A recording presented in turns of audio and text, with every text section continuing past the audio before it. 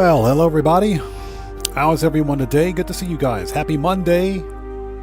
Happy Monday to all the peeps out there. Give me 1 second. Let me check my audio. Make sure the audio is good.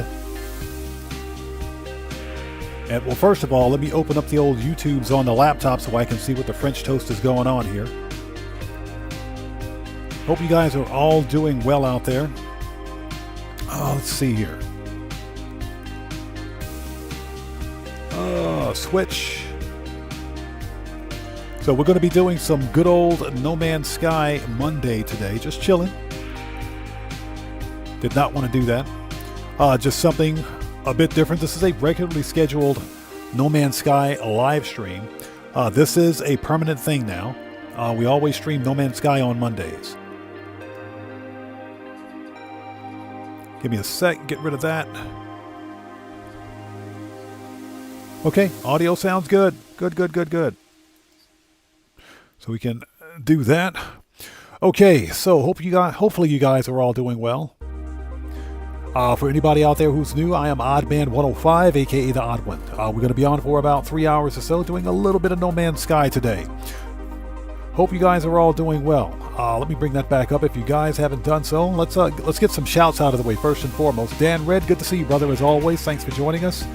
Tony, hello, how are you today? It's good to see you. Thanks for joining us. And everybody out there, Dan Red is a fellow content creator. He's part of the Odd Fam. He does work on both YouTube and Twitch. So if you guys haven't done so, please go to his channel, blow him the French toast up. You guys know how we do it here. You always got to show love to the Odd Fam. Check him out, show him some love. Dan Red, since you're a moderator here, if you would like to leave or put links to your respective channels in chat, you may do so. Who else do we have out there? Finn Gurmy, it's good to see you. Thanks for joining us. Welcome to this No Man's Sky stream. Guitar Guy 80, what's up, brother? How are you, man? It's good to see you, and thank you for typing that. I've got that pinned already. Everybody, Guitar Guy 80 is also a fellow content creator. If you guys haven't done so, please go to his channel as well. Blow him the French toast up. You guys know how we do it here. Always got to support the Odd Fam. Hey, Streamlabs, don't be cheating, Streamlabs. I got my eyes on you. I got my eyes on you, Streamlabs. Don't even think about it, buddy. Who else do we have out there? Morris123, how's it going, man? It's good to see you. Thanks for joining us. So Morris123 says it is 11:06 p.m. Sunday night for you. Gotcha. Guitar Guy 80, no problem, brother. No problem at all. Yeah, damn right, exactly, bro. Streamlabs, eyes are on you, buddy. You better chill out there today, Streamlabs. Okay, so before we begin, if you guys haven't done so, please hit that like button for me. Helps out the channel a ton. Also, for anybody out there who's new to the channel,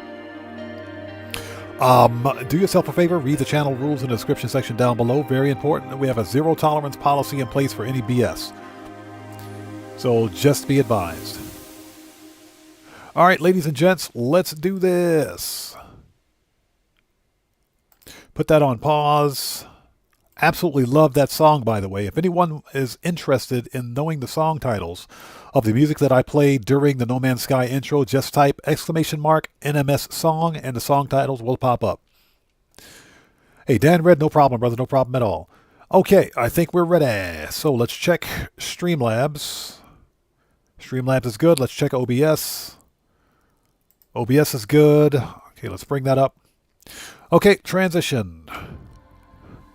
We are ready. Let's do it. Let's go.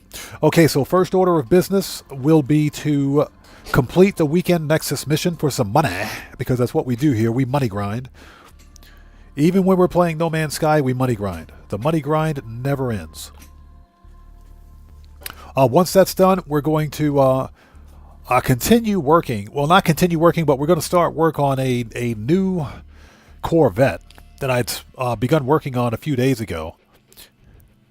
Since the original design for the Corvette that I had was too big, I was initially attempting to make or build the Federal Corvette from Elite Dangerous, but that thing is massive. Okay, let's download this.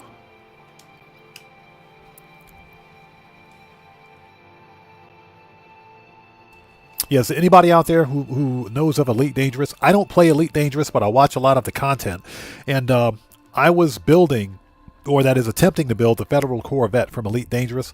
That is a ginormous starship. It's huge. That's what she said. So we're going to do something different today. Yeah, exactly. Dan Red, yep. You said it. Okay, we want to, let's see, Polestar Expedition save. Let's go. So first order of business is to complete the weekend Nexus mission for some money. Because we always money grind here. Got to make some Quicksilver.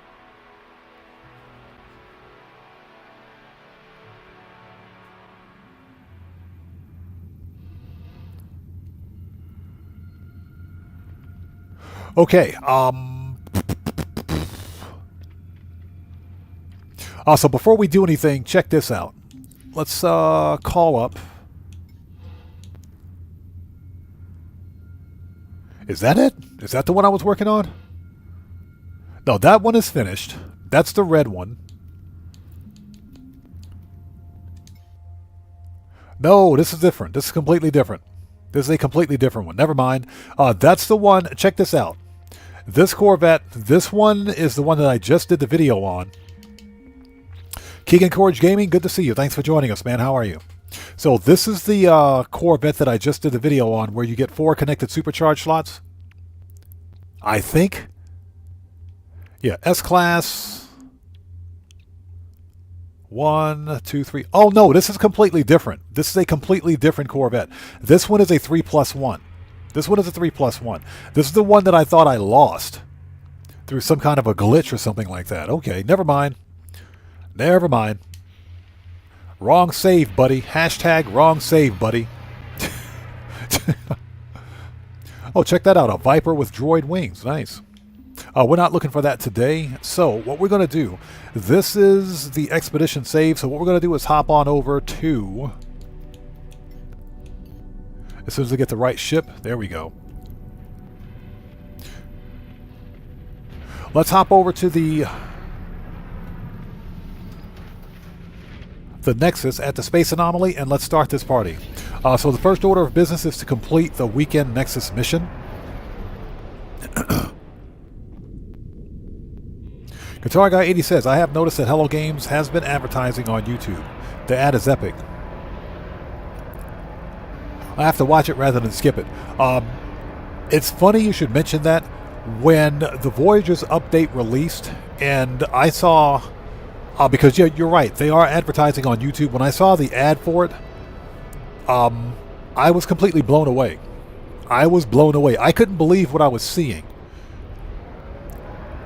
Because never in a million years would I have thought that Hello Games would be able to add customizable, buildable, customizable starships, Corvettes, with rendered interiors. We're talking not only that, but skydiving and, you know, everything that Elite Dangerous couldn't do, Hello Games did with a 9-year-old game. That says something about their skill. So yeah, I was blown away when they did it.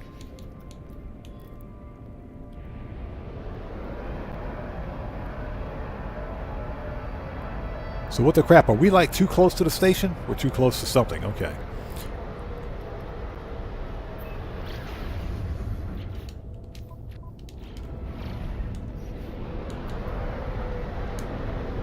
All right, now let's try it. Dragonheart, how's it going? It's good to see you. Thanks for joining us. You haven't missed anything. We just started. We just started. Hold on a sec.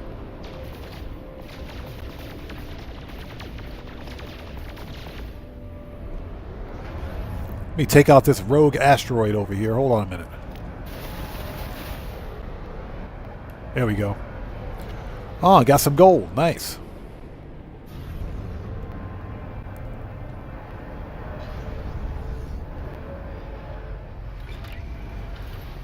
Yeah, we're just starting. So thank you guys for stopping by today. It's good to see everybody. Hope you guys are all doing well.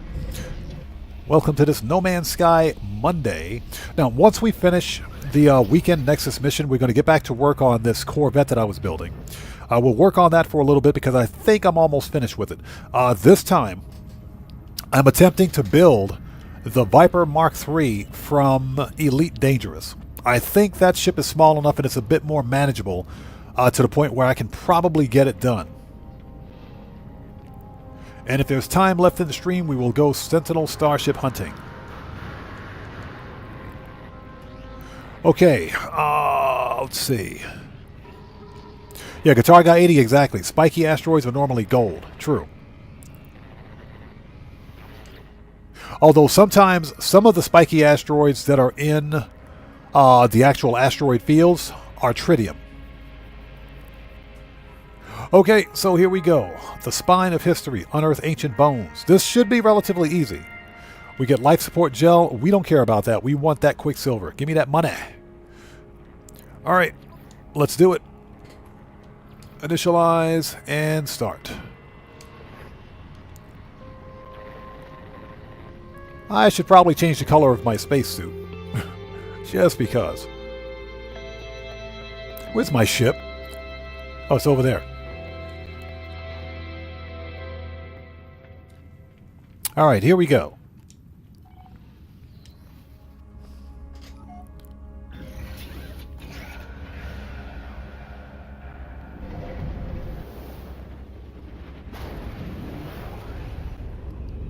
Hey, Deborah Allen. Hello. How's it going? It's good to see you. Thanks for joining us today. How are you? Yeah, we're just starting. We're just starting. Welcome to this No Man's Sky Monday.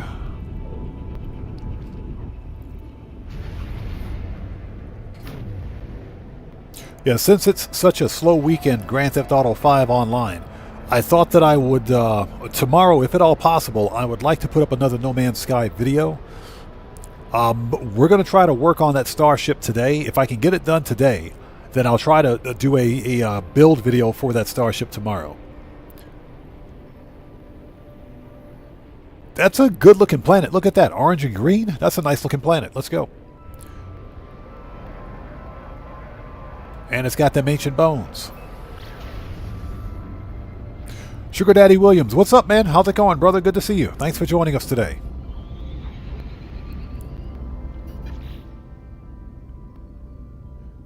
Happy Sunday to you, more than likely. Happy Monday to everybody else. Thank you guys for joining us for this No Man's Sky Monday.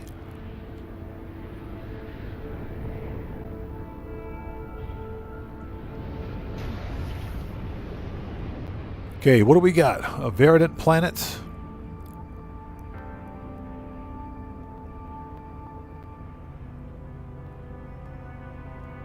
This is a good-looking planet. It's a really good-looking planet. I like this planet. Nice. Okay, so let's head east, I guess. Find a safe place to land. Any buildings? Yep, there's a structure right there. Perfect.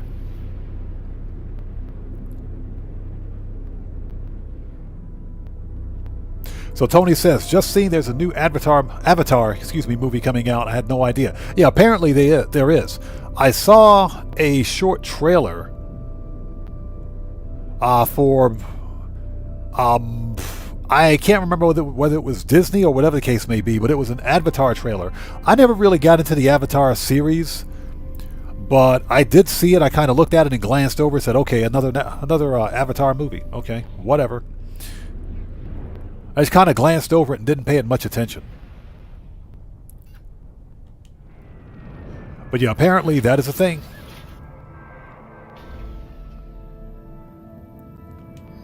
So what's that? This planet remind you of the trailer? What the French toast is that?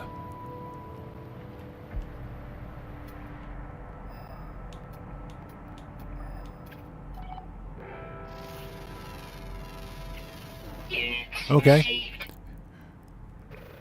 That is the weirdest fauna I've ever seen. Since we're here, let's mark our location.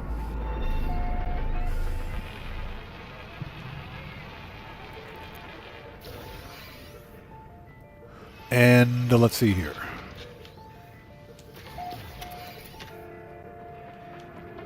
Okay, let's get our free stuff. Always get your free stuff, people. Always get your free stuff. Okay, so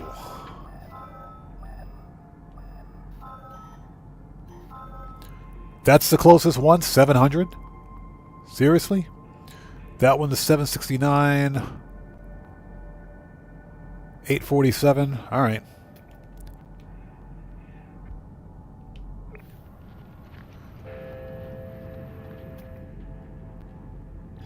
Okay, let's go. So what's that? The planet reminded you of the trailer? Like I said, I never really got into the Avatar series. Don't get me wrong, it looks pretty cool. I just never got into it.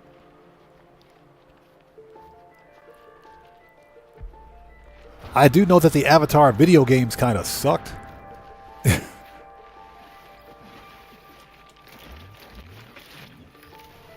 Never pass up a piece of oxygen. All right.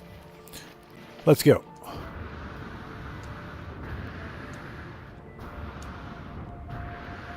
This is a good looking planet. Just out of curiosity, any storms?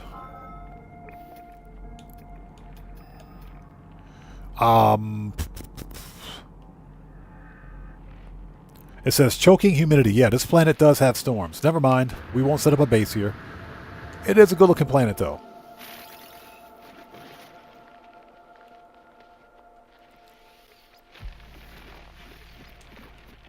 Yeah, Tony, real talk, I don't watch very many modern movies. And I think that's just because Hollywood has kind of lost their way. It's not like back in the 70s and 80s and 90s. And for that matter, even in the early 2000s when Hollywood was Hollywood had good ideas and good concepts for movies. So it looks like we've got two here. Right now, Hollywood is all about remakes and reboots. That's what Hollywood is all about. No thank you.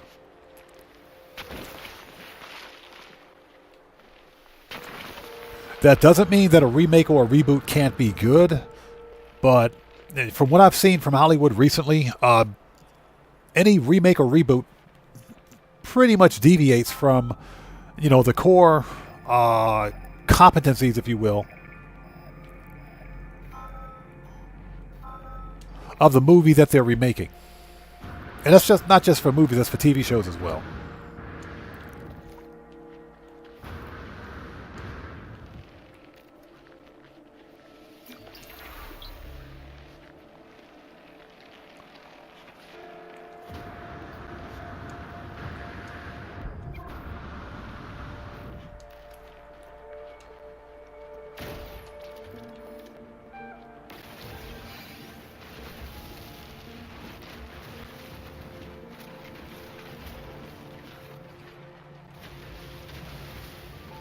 But for me, for entertainment, I mostly watch a lot of the classic movies and TVs because I buy a lot of stuff on DVD and Blu-ray, that is. And if it's a movie that I really like, I'll buy it. I won't subscribe to a streaming service or anything like that. I'll just buy the movie and be done with it. A lot of people gave, and I'll give you an example, the 2009 Star Trek.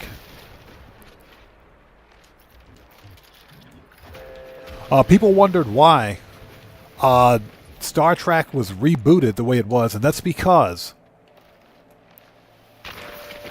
Paramount, during the CBS Viacom split, Paramount lost the license to produce any new Star Trek without a license from Paramount. Not Paramount, from Viacom CBS. So that's why they made a brand new Star Trek, which is technically based on the original Star Trek series, but it's not canon with the original Star Trek series. It's got its own canon. Yo, we just got a massive donation from Polsko Bob. Hey, brother, good to see you. Thanks for joining us. Thanks for joining us, man. Everybody, let's get some 07s out there in chat right now. Proper hand salute to Polsko Bob, who just beat the game. It's good to see you, man. Thanks for joining us tonight. How are you? Let's get some 07s out there, people. Let's do it. So Morris123 says, definitely agree. A lot of newer movies just ain't that good. No, they're not. They're not. And that's because they're too busy trying to capitalize on the IP instead of giving the audience what they want, which is a good, solid movie. Inspector Todd, what's up, brother? How's it going, man? It's good to see you. Yes, sir. Agreed, 100%. That is one of my favorite Star Trek movies. The original Star Trek movie. With Captain Kirk. Yeah, with excuse me.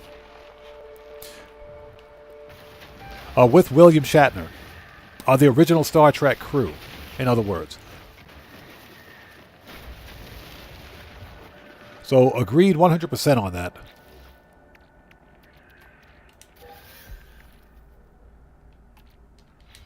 Okay, next.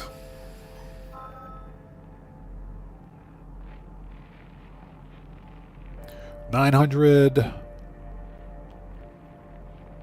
$820. Okay.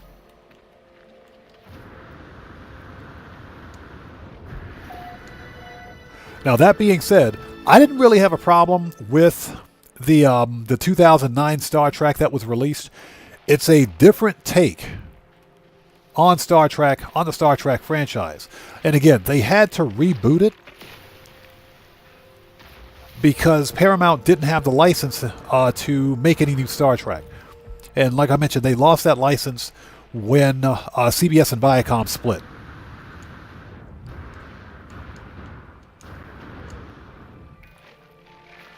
But I went out and bought the 3-movie DVD collection, or I think it's Blu-ray. I can't remember. It's Blu-ray. I bought the collection because I thought the first movie was pretty good. I thought it was pretty good. It wasn't bad. It was a different take on Star Trek.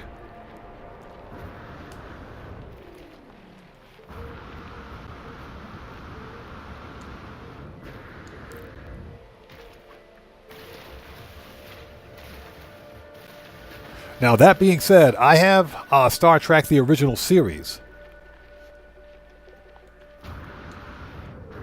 The original 1969 series, I believe, on DVD. Blu-ray, is it? It's Blu-ray.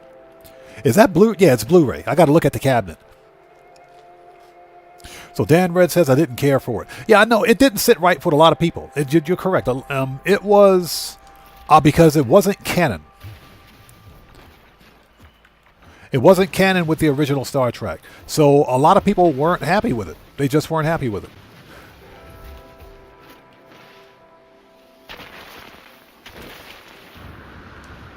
Okay, 6 down, 6 to go. We'll leave that stupid Guardian alone. Actually, you know what? Screw that dude. Screw that dude. Come on out, buddy. Where you at? Where you at?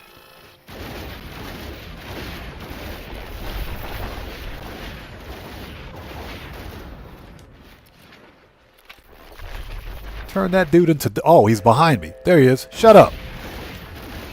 Oh, there was 2 of them. Okay. Don't be throwing your rocks at me, bro.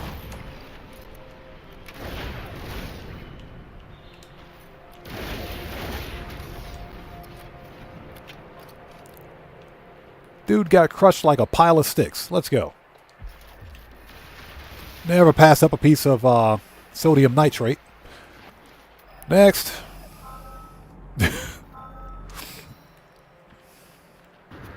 Inspector Stod says, I thought the first one was good. Seeing young Kirk was a cool concept. Yeah, exactly. Because and that's another reason why I enjoyed it. I thought it was okay. I thought it was okay. It wasn't anything spectacular. It will never be as good as the original Star Trek movie or the original Star Trek movie series with the original Star Trek cast. But it was a good take on Star Trek. It was a new take on it.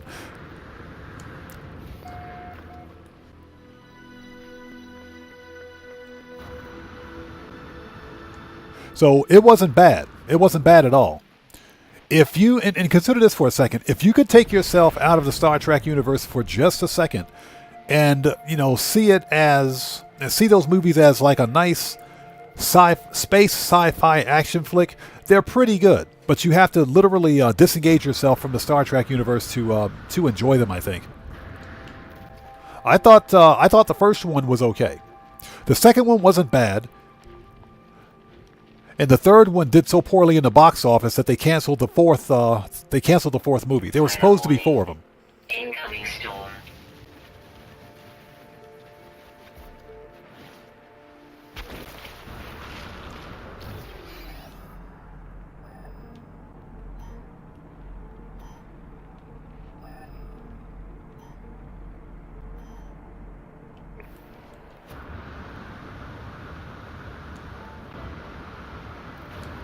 And there's a storm coming.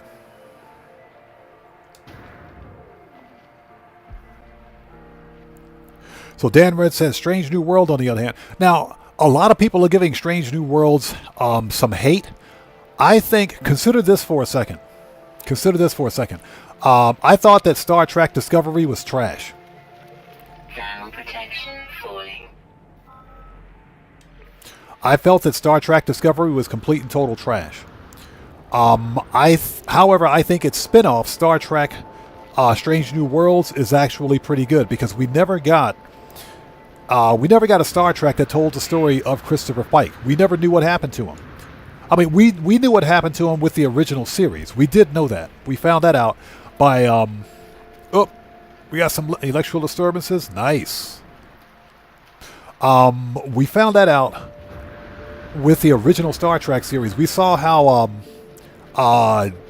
Captain Pike, you know, during some kind of a training exercise, in his attempt to rescue some cadets, was critically injured. We saw the end result of that injury in the original series, so we know what happened to him. But what we didn't know and what we didn't have was an actual story about Christopher Pike.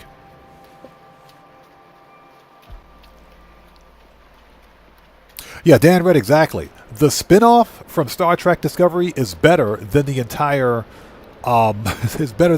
series. Star Trek Discovery is garbage. It's complete and total trash.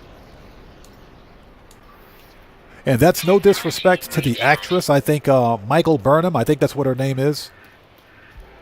I think she did a fine job. As an actress, I think she did very good. The problem is that the things happened in Star Trek Discovery that just didn't pass the common sense test. Now, the funny thing, and here's a funny story. I'm not sure if anybody caught this, but Star Trek Lower Decks, which is an animated TV series for Star Trek, which is canon, believe it or not. It is canon with the original Star Trek. They put out an episode, which I think was really close to the end of its series, that decanonized Star Trek Discovery, completely decanonized it. It explained why the Klingons went from being the Klingons that we know to the Kling Orcs that they became in Star Trek Discovery. We'll take that pulpy route. Okay. Okay, next is over a kilometer away. Okay, let's keep going. So we now know that Star Trek Discovery isn't canon.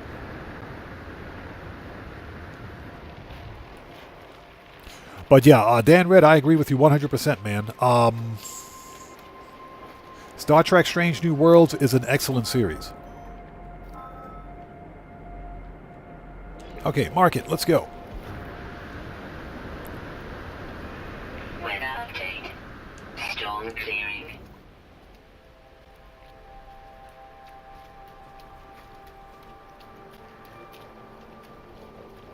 So, yeah, I'd considered getting Strange New Worlds, but I wanted to see the reviews first. And a lot of people like it. It's better, like I said, than the original. It's better than Star Trek Discovery. I don't know what Star Trek or what Paramount was thinking with that mess.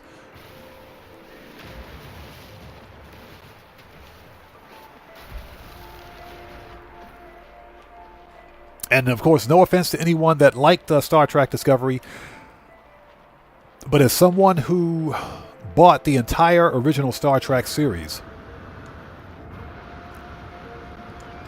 yeah, I just didn't like it.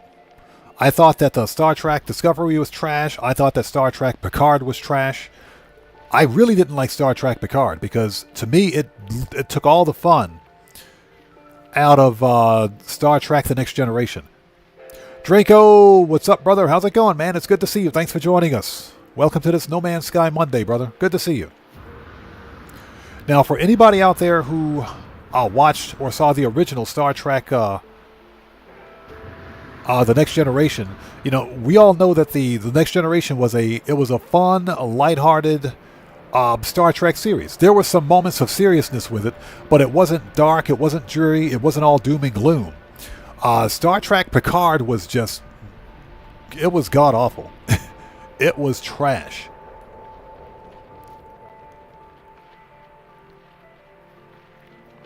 Mr. Smooth Ones, what's up, brother? How's it going, man? Welcome to the channel, bro. Good to see you. Thanks for joining us today.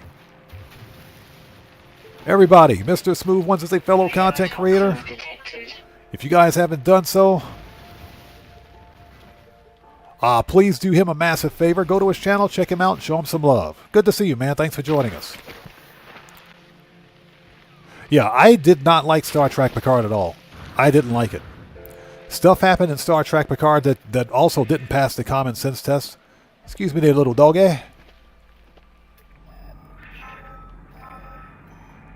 Oh, we got 2 more to go. Did not pass the common sense test. Sentient plant? Nah. What is this anyway? Oh. Oh, man. Sentinels are pissed off.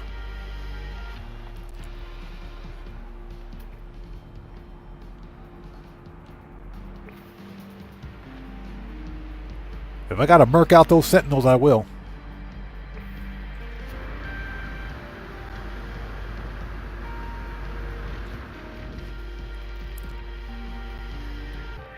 Coming through, coming through.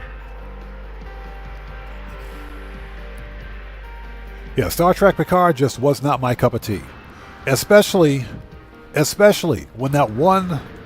We gotta remember that one episode where, you know, Picard was an admiral. He was an admiral at the time. But there was some female starship or Starfleet captain that told him to shut the F up. Seriously. That would have never happened in the original Star Trek The Next Generation. That would have never happened. I said, yep, this series sucks. No thank you.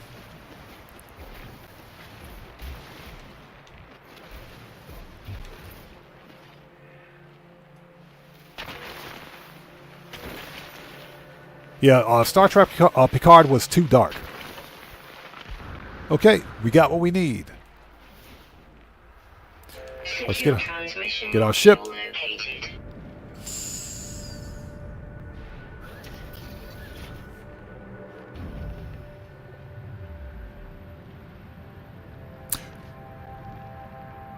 So Tyrese Tucker, good to see you. Thanks for joining us.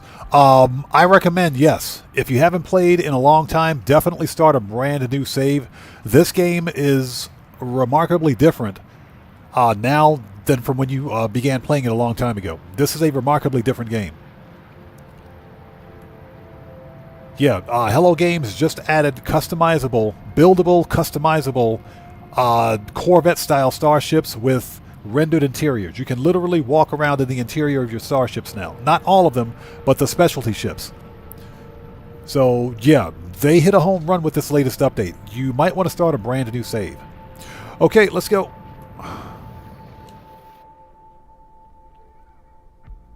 So, Guitar Guy 80 says, I was building one of my bases and a Sentinel was inside the base. They didn't like it when I murked him out. Usually, if you find a Sentinel inside a structure or inside of a base, they won't attack you. Usually, they won't attack you. And I say usually, but, you know.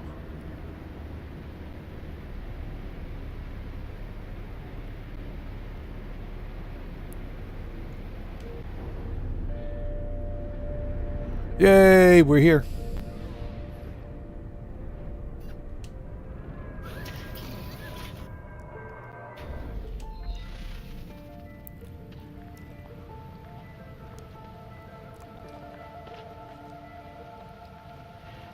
Usually I would check the scrap, but there's not really much here, so let's talk to this guy. What do you got for me, buddy? The light form's visor twinkles. No, it's not. It's completely blurred out. They seem pleased to see me, but less interested in my company than in the prospect of analyzing the bones I have excavated. The Korvax selects a sample of the bone matter, swiftly analyzing it. with a module built into their carapace. Returning the bones, they transmit the data, the scan data directly into my suit, ready to deliver to the Nexus. Okay, we're done. That's it.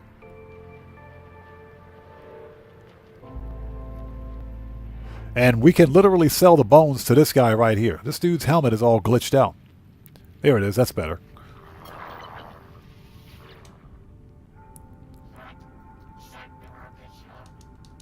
Okay, so we want to browse fossils and we want to sell. So we don't need a vigilant stone. You can have that. You can have that. You can have that. Sell those. Get rid of the hunter's forearms. Get rid of the skull. Get rid of that. Sell that. Sell that. Do not sell the cake. Don't sell that cake. He cannot have the cake. Sell, sell, sell. Oh, get rid of the polished stone. There we go. Grazer skull. Oh, hold it. Alright, I think that's it. Okay, so we need to get back up to... we can get rid of the salt. We don't need that. We'll drop that off. Alright, let's go.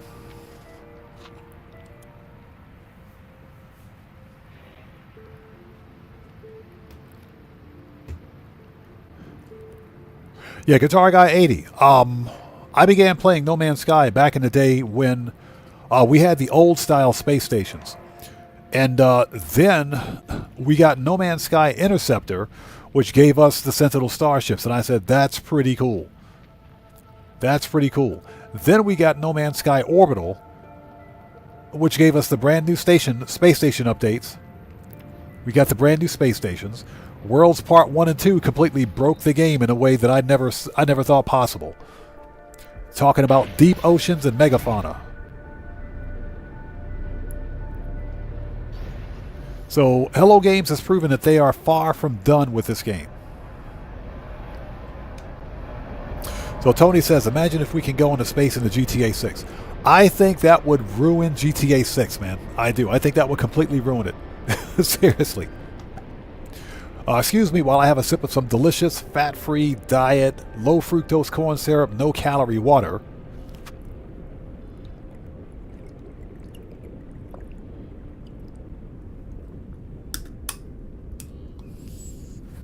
Oh, that water's some good stuff. Especially when you're thirsty.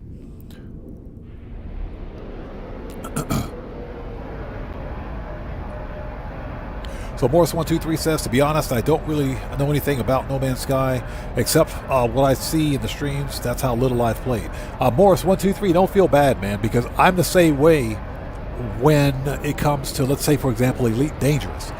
Because I like space games. And I actually went out and spent real money on Elite Dangerous. I bought Elite Dangerous and never played it. I never played it. Because it's too freaking complicated. Elite Dangerous is one of those space games where it's total starship management, where you have to manage every aspect of your ship. And not only that, but it's also a live service game. Just like Grand Theft Auto Online is live service. The game relies on a continuous internet connection or network connection to its servers to run. Unfortunately, because it's live service, I don't play it on stream. Being a live service game, it has many of the same security exploits as you would find in something like GTA, because I think they use peer-to-peer servers. But Elite Dangerous is a very interesting game. Now, I don't play Elite Dangerous, and I know very little about it, but I do like the starship designs, and I do watch much content. I watch a lot of content on it, so I thought I would give it a try, and yeah, I completely got lost. Completely got lost. Let's check out the multi-tools. Okay, that's an experimental, believe it or not. What do we got? That's a B class.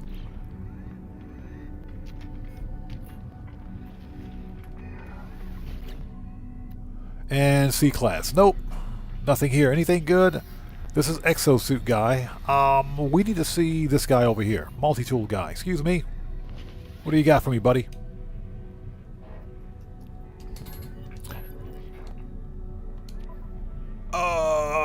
Blaze Javelin Boltcaster. I guess we can take that Boltcaster module. I guess that's fine.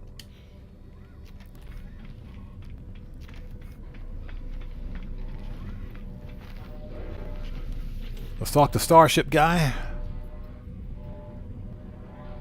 So Tony says, but what I mean, not like No Man's Sky, but just a little bit more into the atmosphere. I wonder how that would work. We'll take that Infraknife. Product received. We will take that Positron. Product received. And we'll take that Cyclotron module. Product received. Photon Cannon module we don't need. Okay, let's go back. Now, and Tony, that's actually a really good point, but you know what? My biggest fear is that if, let's say, for example, Rockstar Games did something in GTA 6, which is roughly based on 1990s, 2000s Florida. If they did something with aliens, my fear is that they would literally ruin the game. That's my fear. Because we have aliens in GTA 5, believe it or not. That's the whole Fort Zancudo mystery thing that's going on there. We know they exist, but my fear is that if they introduce something like that into a brand new GTA, they could potentially ruin the game. Just my 2 cents on it. If it's done right, I think it could work. Okay, let's go back to the Nexus. We got to drop off them bones. And I hope you guys are all doing well. If you guys haven't done so, please do me a huge favor. Hit that like button. Helps out the channel a ton. So Morris123 says, I have a factory sealed copy of No Man's Sky. I never opened it. It'll be worth some money one day. Oh, it's going to be worth a lot of money. If you have a factory sealed version 1.0 copy of No Man's Sky, you got some money on your hands, man. That game is definitely going to be worth some money, without a doubt. Definitely going to be worth some money.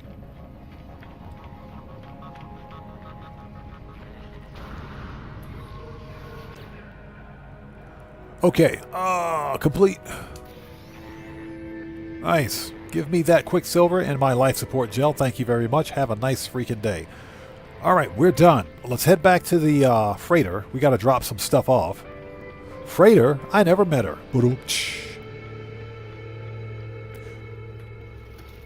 So what we're going to do now, let's head back to the freighter. Let's go back to our original star system, which is in Eisentam. Our original galaxy, that is.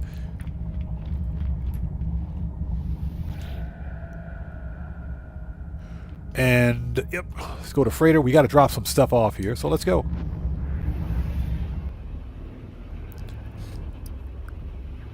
And what we will do is hop over to a different save, because I was working on my version of the Viper Mark III from Elite Dangerous. So that's kind of what I was doing.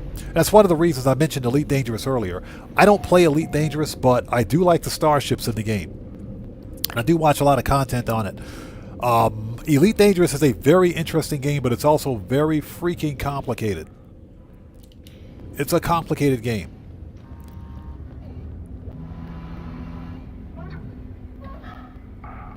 You know, I own it, but I haven't played it. So that's all I gotta say. Own the game, but haven't played it. Okay, upgrades are in container 1. Here we go. Alright, let's drop this stuff off.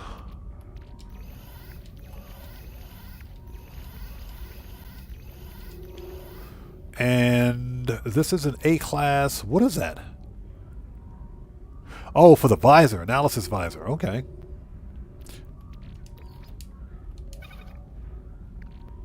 We got a brain. Nice. Okay. Cool.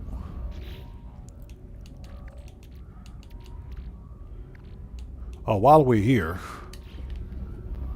we dropped that stuff off. Let's go. I need to make a pit stop to my curious deposit base. Even though we're not going to farm nanites today, we just got to stop there and drop some stuff off. So let's head over.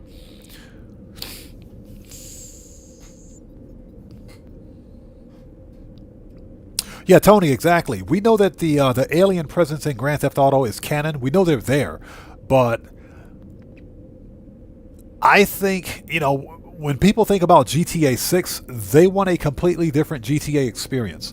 So my fear is that if they bring back some of the old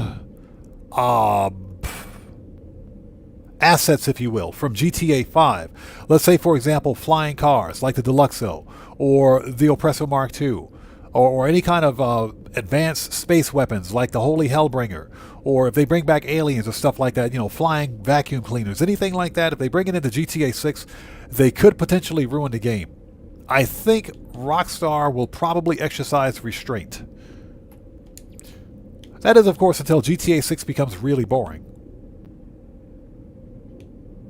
There we go. Curious deposit base. Once the game gets really boring, then I think they'll add some unique stuff to it. But until then, I think they're going to keep GTA 6 a clean, like South Beach kind of Florida experience. I think they're going to keep it a clean experience.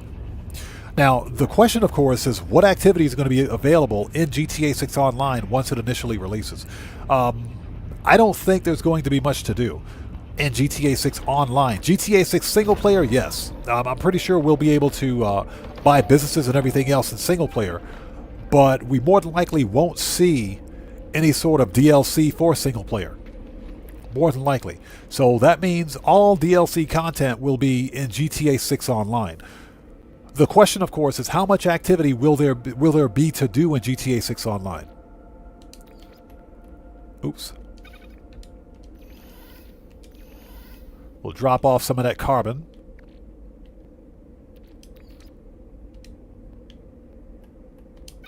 There we go. I think that's it. Yep. That'll work.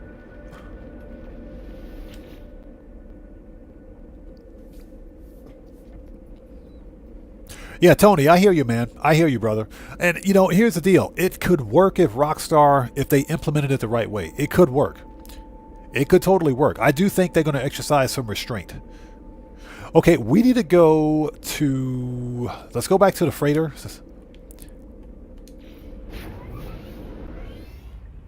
And we'll hop over to the space station. Actually, no. We're going to hop on to another save.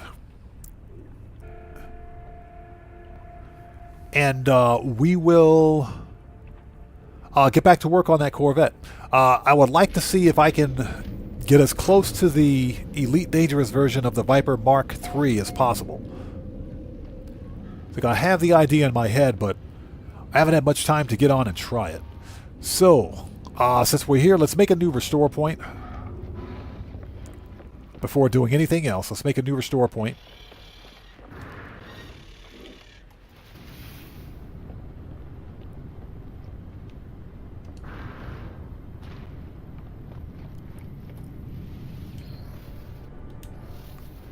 Okay.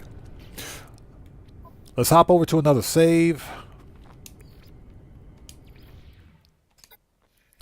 And let's see. We want to go to... That's a live stream. Let's play this one. There we go. And I hope everybody out there is doing well. Thank you guys for stopping by today. If you haven't done so, please hit that like button for me. It helps out the channel a ton. What we're going to do now is get back to work on this Corvette that I was building.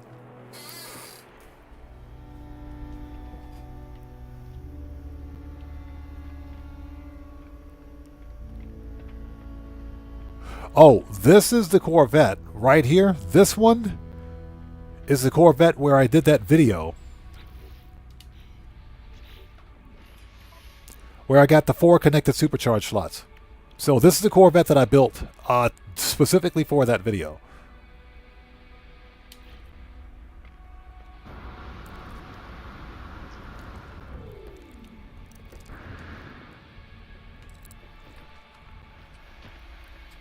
Now the question is, how many ships do I have on this save? I think I just got those 3. There's a Sentinel ship that I found randomly. This one, check this one out.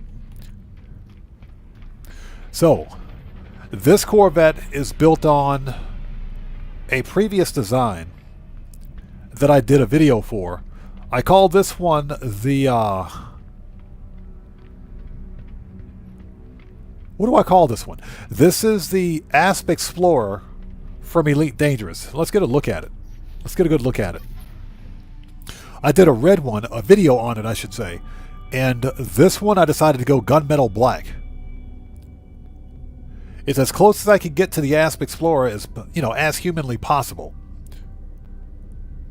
And I do have a video on how to make this Corvette if anybody's interested. Just check the channel. But this is a super easy build right here. This is an easy build, no glitch building at all. No glitch building required. All you need are the parts on this one. But this was as close as I could get to the Asp Explorer as possible from Elite Dangerous. So what I would like to try to do, let's get out of here, is build the Viper Mark III, which is going to be slightly smaller than this one, I think. I think. Let's swap ships. There we go. Let's make a new restore point.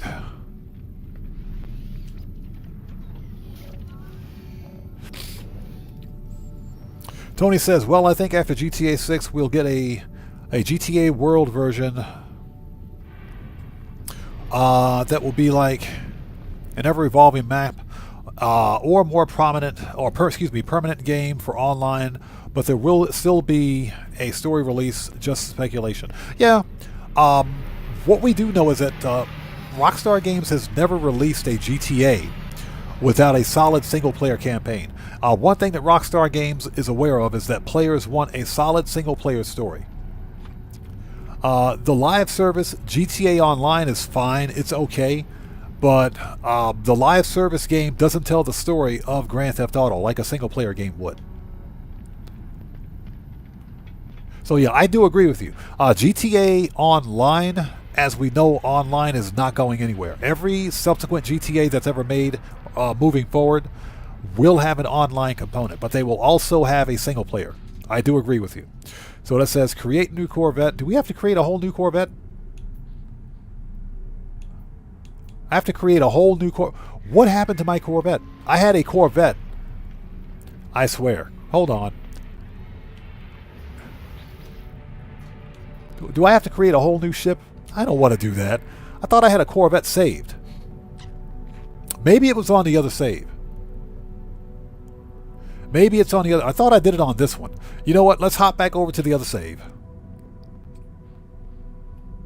I guess it's the other save. Let's go back over there. So that was Pulsar Expedition. Maybe it's on this one. Faded Rich, how's it going, man? It's good to see you. Thanks for joining us, brother. Good to see you. Welcome to this Monday. It's Monday for me anyways. Welcome to this Monday No Man's Sky shenanigans. Yeah, I gotta check my summon ship list. The problem is that I've lost Corvettes before. Strangely enough. So I guess it's on this one. Let's take a look.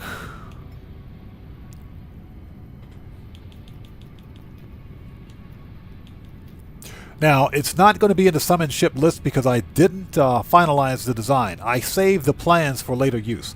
So I think it's on this one. I think it's on this save. No big deal. Let's go to the space station. Let's go to the space station.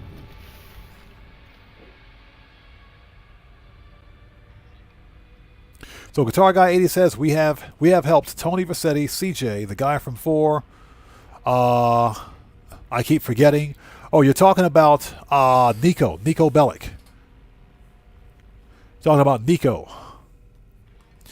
And of course, Franklin, Michael, and Trevor. I like the GTA stories.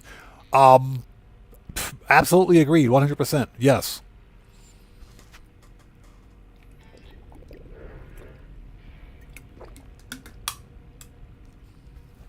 Oh, that water's some good stuff. I mentioned this before during a previous stream. Nico Bellic is my favorite. Yeah, he's my one of my favorite. He is my favorite protagonist. He is. GTA 4 resonated with me in a way that none of the other GTAs did. So GTA 4 is my favorite Grand Theft Auto. Followed by GTA 5 because Franklin, Michael, and Trevor, they all did an outstanding job. Then, of course, GTA San Andreas. That will be number 3 for me. Because CJ was pretty cool, and of course you had Big Smoke. Can I have 2 number 9s? Number 6 extra dip. Gotta love Big Smoke. Okay, let's go to the space station. And then, of course, don't forget about Liberty City Stories and Vice City Stories. Because you had Vice City, then there was Vice City Stories, which only released on the PlayStation. I don't think there was an Xbox release for Vice City Story, that is. Okay, let's go to the space station. Current system. Yeah, Guitar Guy 80, exactly. The real Grove Street, yes. Yeah, Tony, exactly, man. Some of the best storytelling that I've ever seen in a video game is with Grand Theft Auto, without a doubt.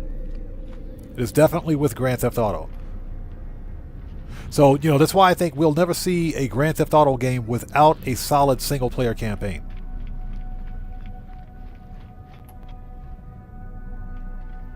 So what's that? Every time I say 2 number 9s? That was one of my favorite parts of GTA San Andreas. That dude ordered the entire freaking menu. Can I have 2 number 9s? Number 6 extra dip. And he just keep going. I mean, the funny thing is that we know somebody like that in real life. We have all met someone like Big Smoke in real life. You take him to like a fast food restaurant, he orders every freaking thing. Did not want to do that.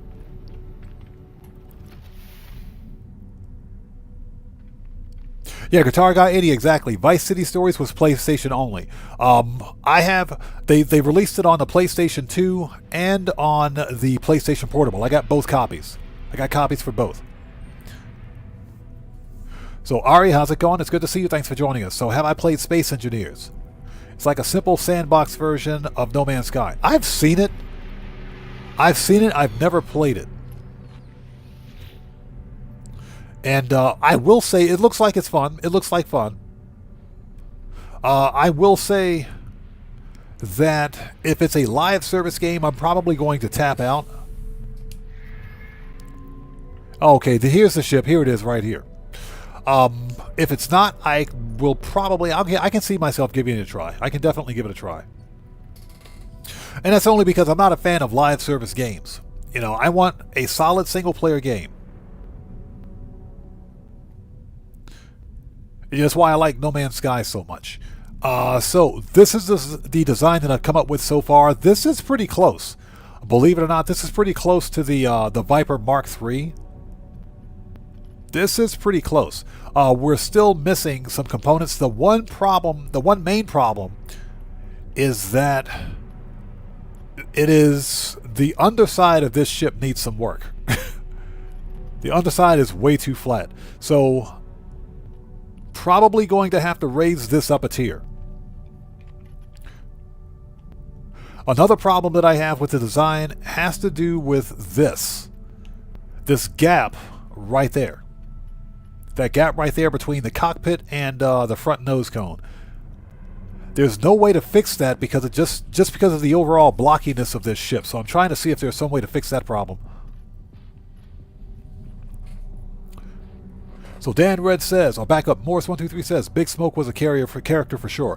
Hey, Morris123, you guys know that we knew somebody in real life. We know someone in real life just like Big Smoke. We know somebody in real life just like that dude. Exactly like him. You take that guy to a fast food place, say, go ahead and get what you want, man. I'll hook you up. He orders the whole menu. You guys know we know somebody like Big Smoke. So Dan Red says, all you had to do was follow the dang train, CJ.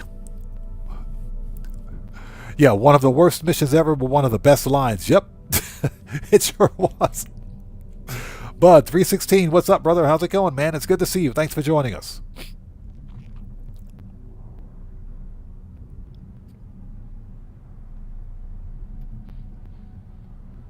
Yeah, Tony, you're right, man. I agree with you 100%, brother. I agree with you 100% on that one. And we know that Rockstar is going to do this because of the success of Grand Theft Auto 5 Online. GTA 5 Online is a hugely successful game, so we know that Rockstar is going to we know they're going to milk that thing out as long as they can.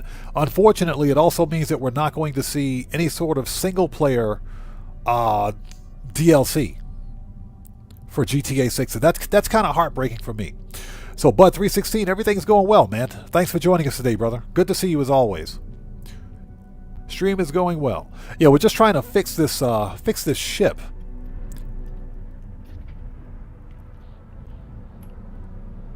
So first thing we need to do, because it's coming together. The dorsal portion of the ship is coming together. I'll fix the flatness on this thing in a minute. I think the engine placement is fine. Engine placement on this thing is fine. This is pretty much what a Viper Mark III would look like. Yeah, Bud 316, I'm trying to build the Viper Mark III from Elite Dangerous. This is pretty close. This is very close to what it would look like. And I'm talking very close to what it would look like. The problem is that I think it's too low to the ground. So I think it's a little too low. So I might have to add. Okay, that's a double hab. That's a walkway. Okay, I might have to add or raise this thing up one. I might have to raise it up a layer or level, I should say, and rinse and repeat. Yeah, but what I'm trying to do is build the Viper Mark III from Elite Dangerous. So if there are any Elite Dangerous fans out there, chime in out there in chat for me. If anybody out there plays Elite Dangerous, and you know what I'm talking about. But this is pretty close. This is pretty close to the design I want. There's still not much I can do with the blockiness. Faded Rich says this game looks more like where the Oppressor Mark II belongs. Yeah, exactly. The Oppressor Mark II belongs in a space game. It does. I call it a flying vacuum cleaner for a reason. So in general, this is pretty much the design that I'm going for here. The problem is that it's too freaking flat on the bottom. So Marcus Nemako, how's it going, man? It's good to see you, brother. Thanks for joining us. Hey, thanks for stopping in to say hello. I appreciate you. Thanks so much, man. I hope you have a good day at work. Thanks for stopping by. Okay, so this is what we're going to do. We got to raise this up one just to see what it looks like. So I'm using Thunderbirds. Let's add a Thunderbird class. You know what? Let's put the hab. Put the hab there. Let's put a Thunderbird class walkway here. Let's raise the cockpit. Raise it up one.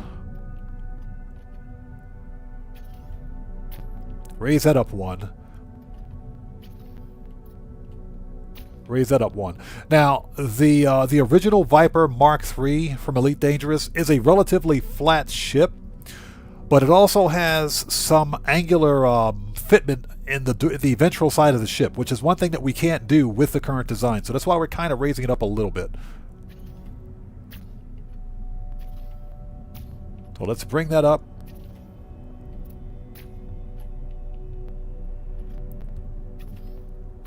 Let's just raise everything up one level.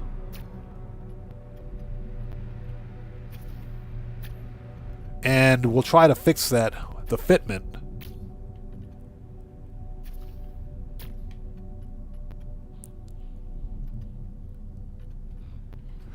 Now, I was also thinking about this. I gotta have those fabs there, or habs, excuse me. Gotta have those habs there.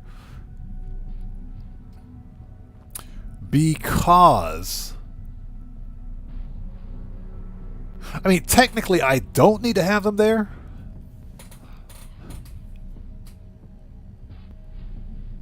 Yeah, this is tough. This is really tough. I think we have a good start on the Viper Mark III.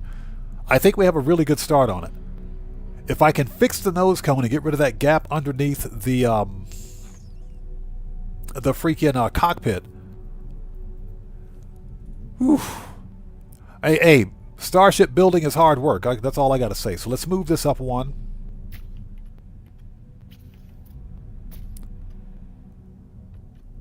Let's raise the reactor.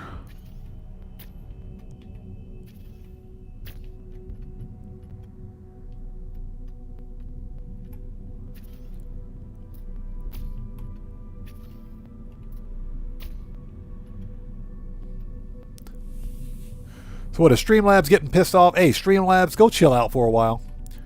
Chill out for a while, Streamlabs. Yeah, the bot's out there in chat going ham again. The bot's going ham again.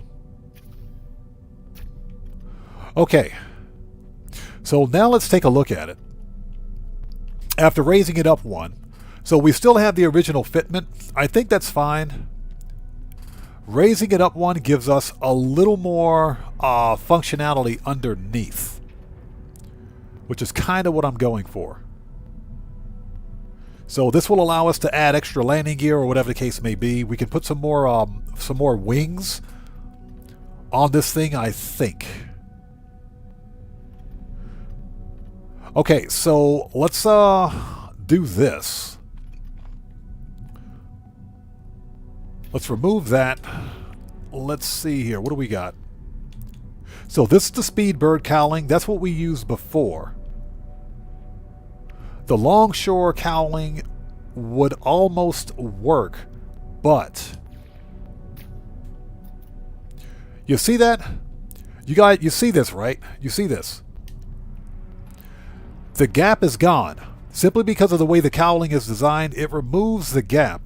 Gives us an angular position where it should be, but look at the nose on that nose though. That nose. So Tony says, I say we put Streamlabs in timeout for a bit. Yeah, Streamlabs is out there spamming right now. What's that all about? Pineapple Pizza always. Petri, what's up, brother? How's it going, man? It's good to see you. Thanks for joining us. Hey, Petri, don't let Jason Plays hear you say Pineapple Pizza. That's all I got to say. It's good to see you, man. Thanks for joining us today. That nose cone, that cowling would almost work. I swear it would almost work, but it just... I mean, look at this thing. Let's put it back. Let's put it back. That thing is ugly. That cowling is freaking ugly. But it solves a problem. It solves a major problem that we have with fitment beneath the cockpit. It solves a major problem with it. It removes that gap. So, dang it. You guys see the problem here, right? You see what I'm faced with. I don't want to do glitch building on this, but there has to be some way to fix that. There has to be some way to fix it.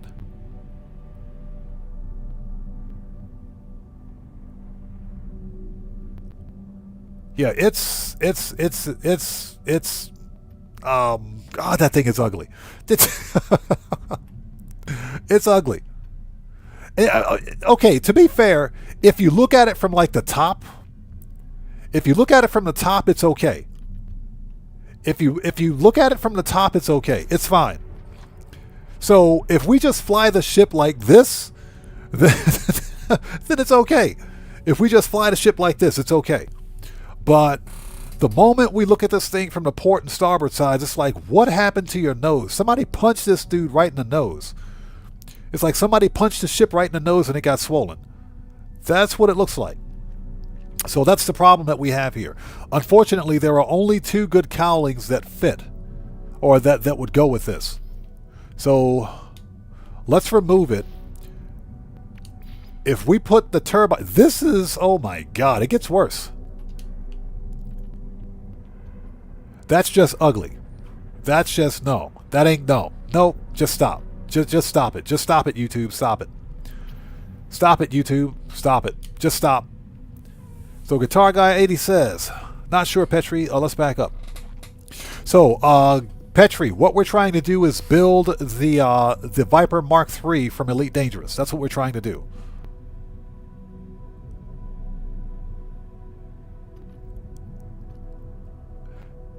So yeah, it's yeah, Guitar Guy 80. That nose cone is ugly, but it fixes the fitment problem. It solves a major problem with the cockpit. Yeah, Tony, exactly. It's all experimental, bro. Live and learn. That's what we're doing. So, is there anything else in here that we can use?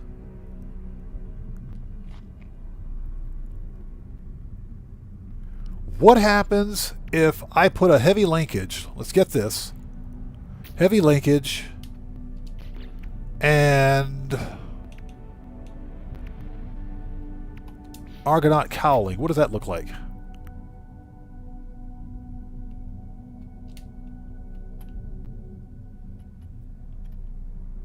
Okay, that's better. That's better, but meh. Yeah, Guitar Guy 80. I mean, come on, man. This thing is just... It's getting worse. It's getting worse. It's getting worse. That's better, but...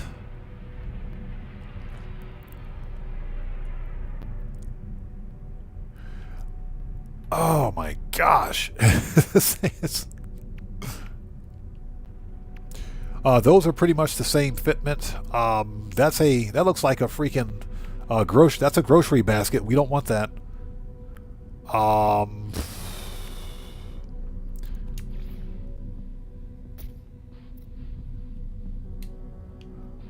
So there's the Speedbird fairing.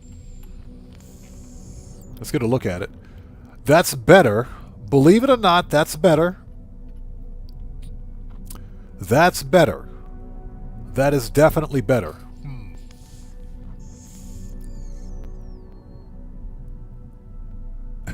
Yeah, Guitar Guy 80 says it's a bit of comedy in the morning.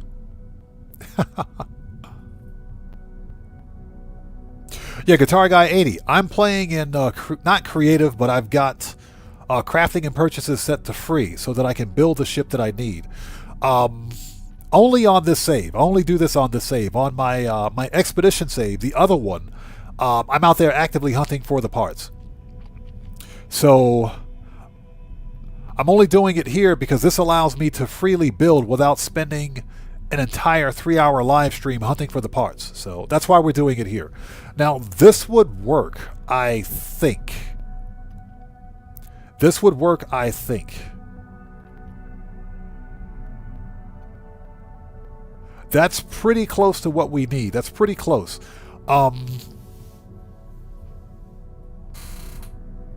It looks better.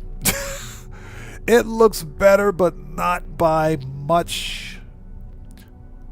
Let's remove this piece for a second, and let's see what else we have here.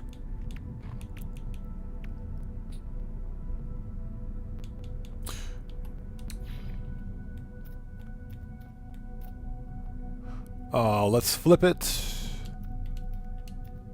Not flip it. There we go.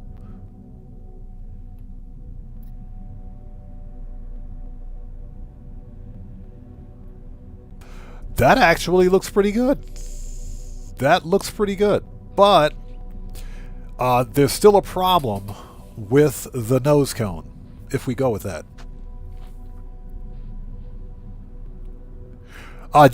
Petri, I'm using, I've got crafting and purchases set to free. I'm not in creative mode, but I'm using free placement only because, you know, I'm on a stream, and it keeps me from having to go out and hunt for a whole bunch of parts during stream, then try to build.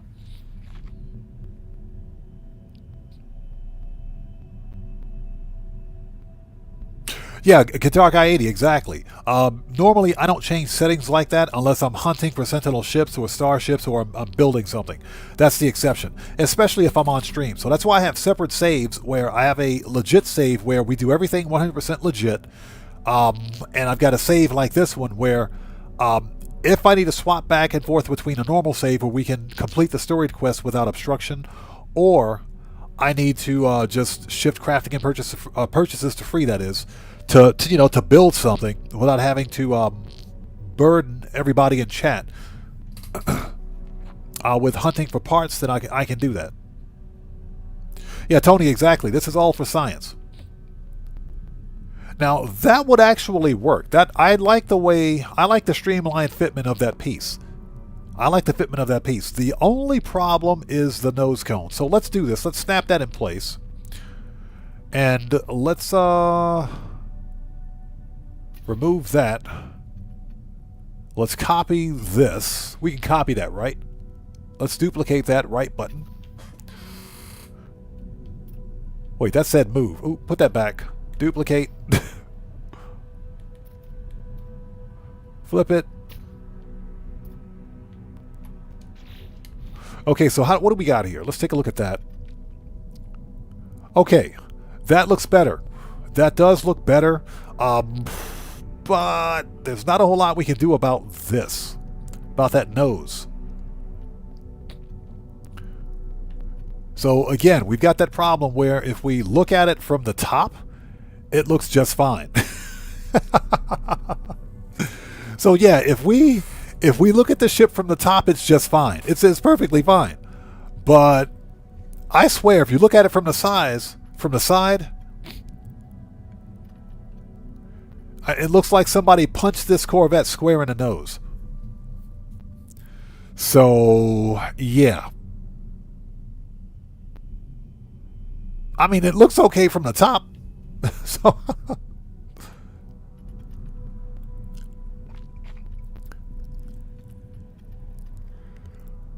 oh my goodness.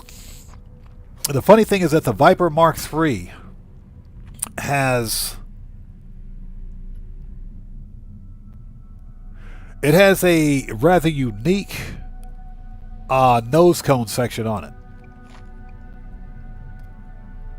Unfortunately, there are very few parts in our inventory that we can use to mimic it as closely as possible. So let's remove that. Remove that. Remove that. Let's put the Arcadia blade back.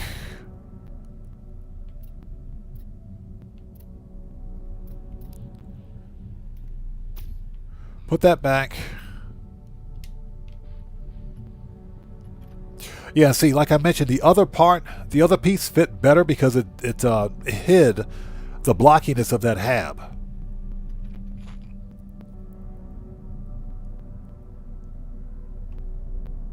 Yeah, Tony, we're going to have to go with a different nose, more than likely. The problem, of course, is that there's literally nothing we can choose from.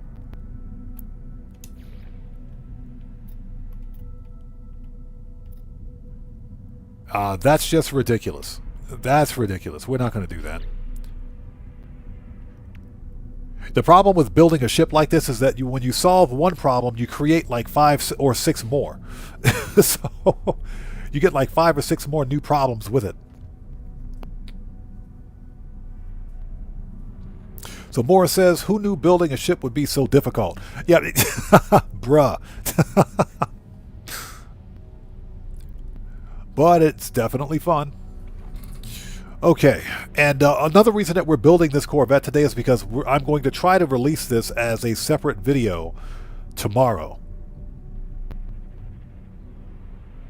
So you've got the Firebox fairing, the Speedbird fairing,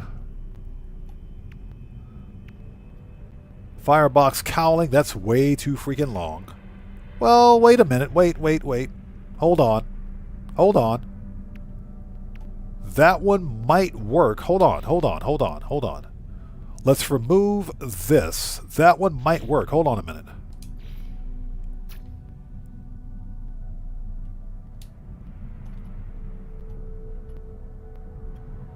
Now that fixes the gap problem. That does fix the gap problem. So hold on a minute. Hold on. Okay, that does look better. That does look better. That looks better. But we have a problem now with fitment right here. So let's remove these. Let's remove that. Remove that. And let's put the Arcadia stabilizer back in. Flip it.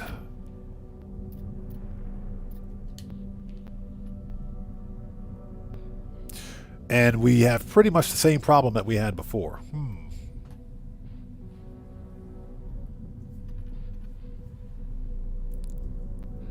That's better. It is better.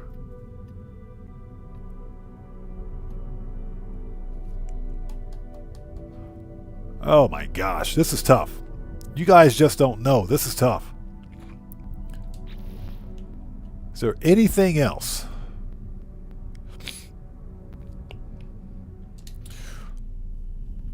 All right, let's remove this. Let's put that heavy linkage back. Reinstall that. Let's go with this one. Oh, heck no. Nope, just stop it. Stop it, just stop it. No, absolutely not. Nope, that's a whole lot of nope. Yeah, Tony, yeah, trial and error.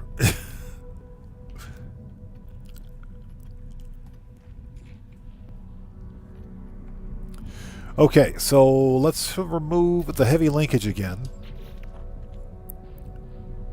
Yeah, this is difficult. So we put the Speedbird cowling back in. So, like I said, the Speedbird cowling looks better, but... oops. Oops. But as you guys can see, we got that gap right there between the actual the cowling and the cockpit. So I'm trying to hide that as much as possible.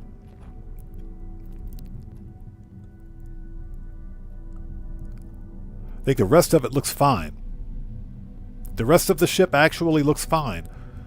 And like I said, if we look at the ship from the top, it's okay. But that gap right there, man. That gap right there is what's killing me. So, oh my goodness. Wing modules, firebox cowling, firebox fairing, Speedbird fairing. So if anyone out there has played freaking Elite Dangerous, then you kind of know what I'm talking about here. For the Viper Mark III, this is pretty much what the nose cone of the ship looked like. With the exception of these fairings, let's pull those fairings again. Let's put the blades back on.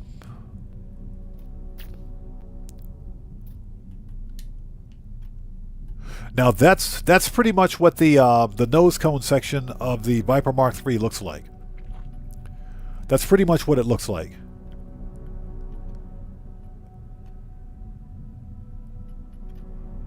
You know, minus the blockiness of the habs behind it, of course.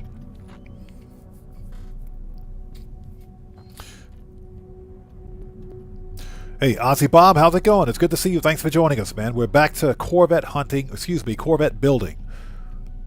We're back to Corvette building. So that's not bad, like I said. The problem is this gap right there. And unfortunately, there are no real good choices for fairings that we could use that would eliminate that gap. There's literally nothing we can use to eliminate that gap, except for going for a better fairing. Now, this fairing right here looks the best of them, but we got that gap. So, oh, cut it out. We're fat fingering the keys here.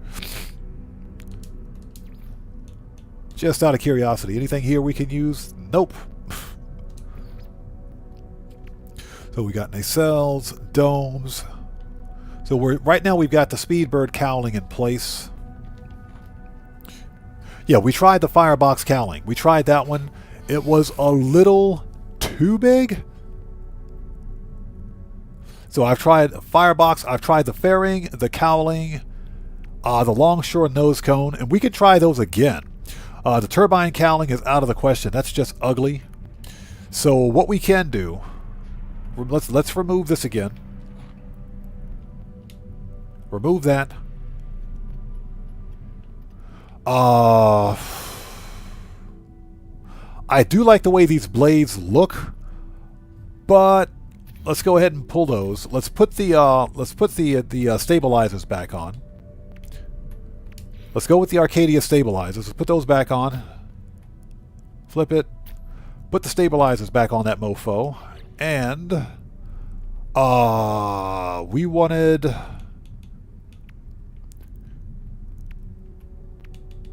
Let's check this out. Let's go with heavy linkage. Let's put a heavy linkage right there. And let's go with firebox fairing, so you guys will see what I'm talking about. So that's pretty much what it'll look like with the firebox fairing. That's a whole lot of nope. That's just not going to do it. That ain't going to work. So let's remove that.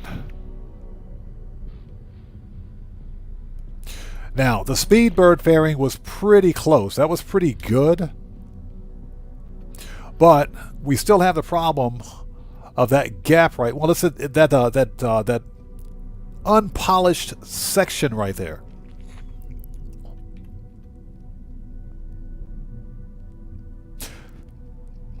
So Ozzy Bob says Vesper, and Guitar Guy 80 says I think the Super Cruise one fills the gaps.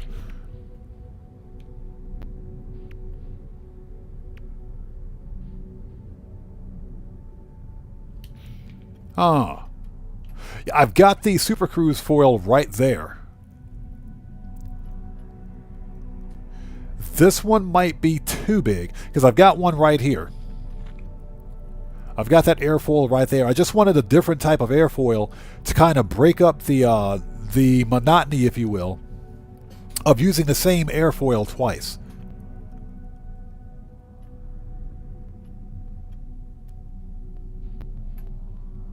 Yeah, this is tough. So, let's see. Vesper. Yeah, we tried the Vesper cowling. We tried that one. Although we can try it again. Let's remove the heavy linkage.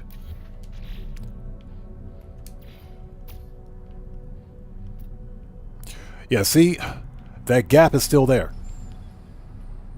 That gap between the cockpit and the cowling, it's still there.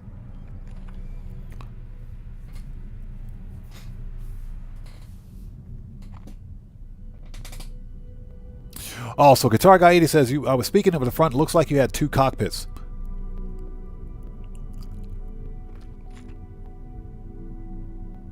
Oh, so the longshore cowling, right. The longshore cowling, believe it or not, it filled the gap. But what the actual French toast is going on here? Look at that. I mean, it fills the gap. Yeah, I put that on earlier. I put it on earlier, but look at the nose on this thing. That's what. That's the problem. That's the problem that we're faced with right there. It fills the gap. That actually works. But what happened? What actually happened there? So if I'm going to go for that piece, it would almost make sense. It says with another Arcadia side bits. Well, that's what we're using right now. We've got the Arcadia stabilizers. Let's try that. Hold on. Let's remove.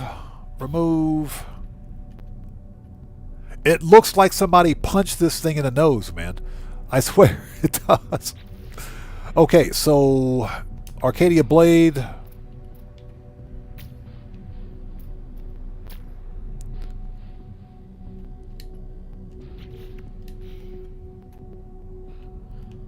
Now, it looks better with the Arcadia blade. It does. It fits it better. We might go with this one. We might. My biggest concern is that the longshore cowling is too long. That's what she said. Yeah, Guitar Guy 80, those blades, right. The problem is that this cowling is too long. If it were a little shorter, it wouldn't be bad. It wouldn't be bad. That's why I tried the heavy linkage and a shorter cowling on it, which seems like it would have worked.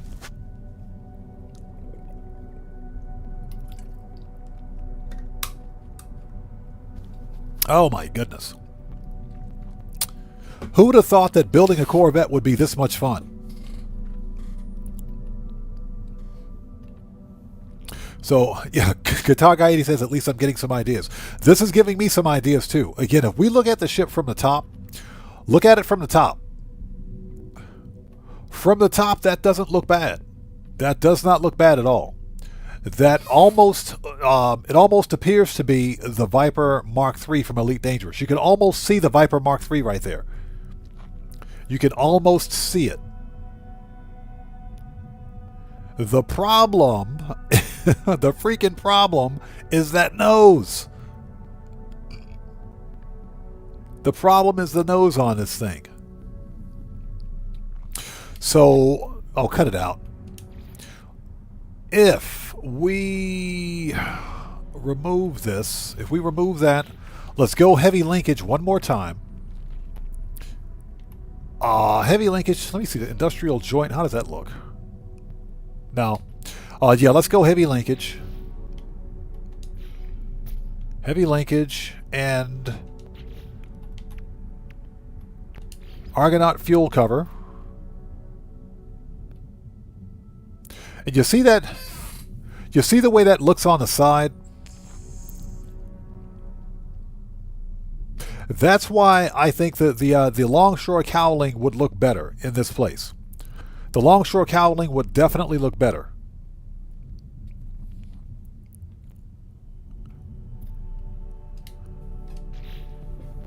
And that's because the sides on the Argonaut fuel cover are not smooth. It's just like the Argonaut cowling. Again, the sides are not smooth or refined as they should be. The hydraulics are out of the question. The winglets, these are single hab size, so those won't work.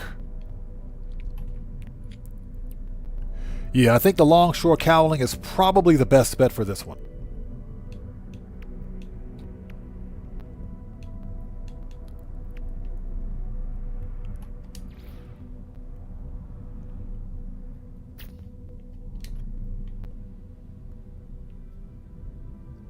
Now, that's not bad. That right there is not bad.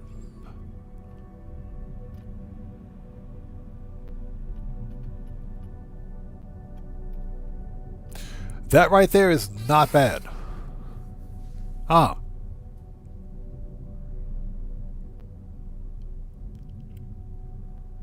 That might actually work. That's not bad.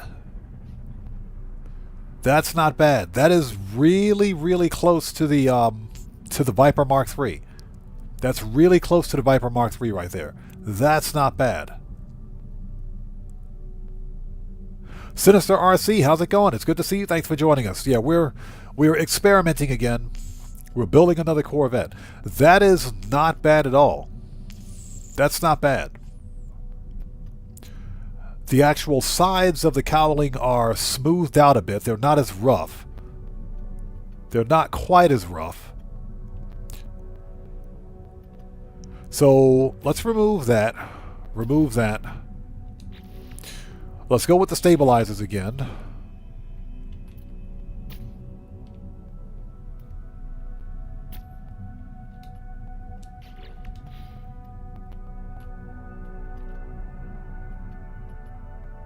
No, the other ones look better. The other ones look better. The blades look better. The blades definitely look better. Let's put those back on. Let's put those back on. Yeah, the blades look better. Okay.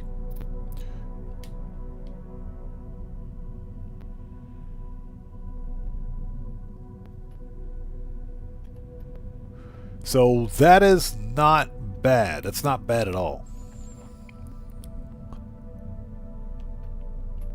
Now, I am curious. What would this look like if I flipped it?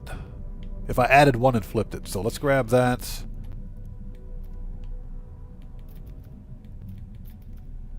Flip it. Just out of curiosity, what would that look like?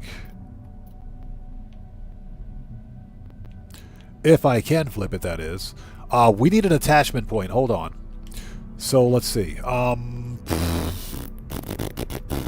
Argonaut cowling. Flip it. That I said flip it. I said flip it. What the what the crap, dude? Let's not do that. Let's not do that. Move it and flip it. There we go. That should give us an attachment point. So now let's try it. Dope.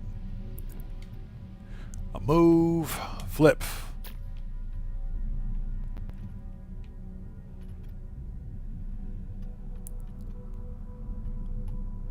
Okay, now we're getting somewhere. Now we're getting somewhere. Hold on. Let's try that again. Let's... Oops. Oops. Oops. Put that back. Just put that back. What the crap, dude? Put that back. Put it back. Just remove the whole freaking hab. Put that back. Put that back in there. What the crap, dude? Put that back. Hold on. We lost a whole part of the ship. There we go. That's better. All right. Yeah, exactly. Wrong button, buddy. Oops.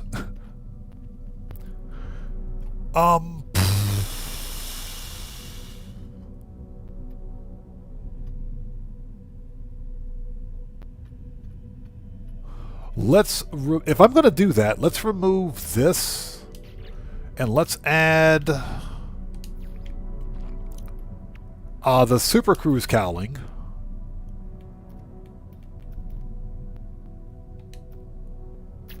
Let's add that. How does that look from the top?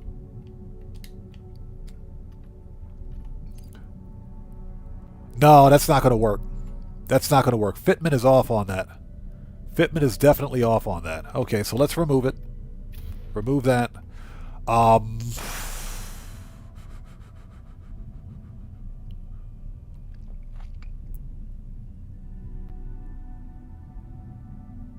Okay, let's go. I didn't want to do this, but I can add either a heavy linkage or a walkway. Walkway, and I didn't want to do the walkway, but okay.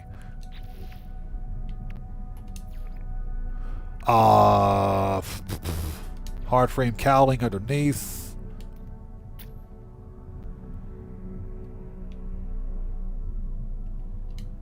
Oh, see, what does that look like? How bad is that? That's, no. That's just, no, no, no, nope.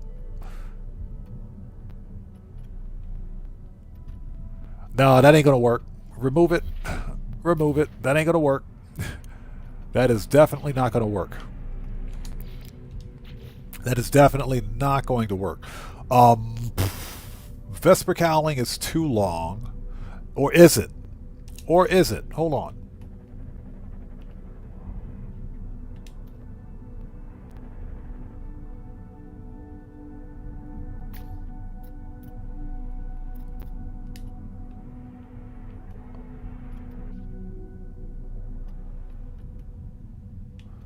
Oh my gosh. Yeah, so that just created a whole nother series of problems.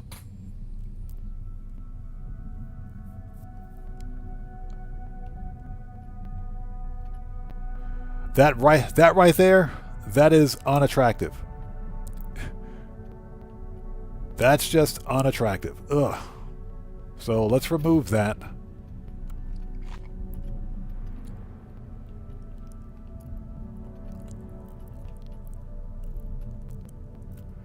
Decisions.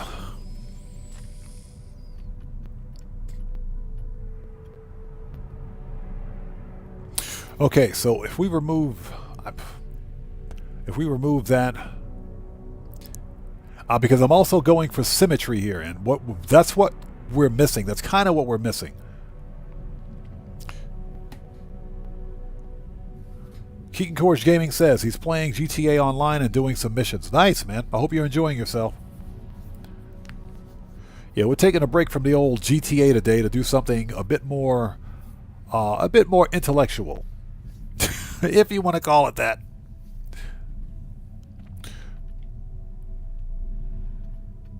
Okay, so we'll keep the Arcadia blades.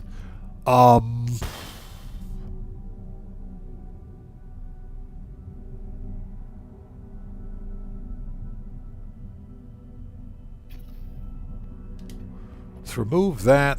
The heavy linkage. I did it again. I freaking did it again. Okay. Let's copy. All right. we gotta stop that. We gotta stop that. We're fat fingering the keys here.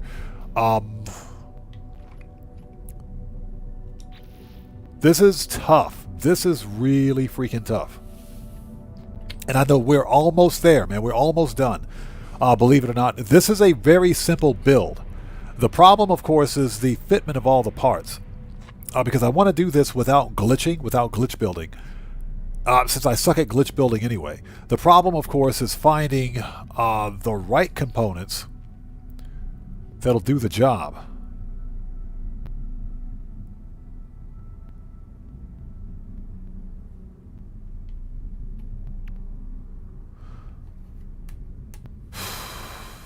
Vesper diffuser. Arcadia blade. Arcadia stabilizer.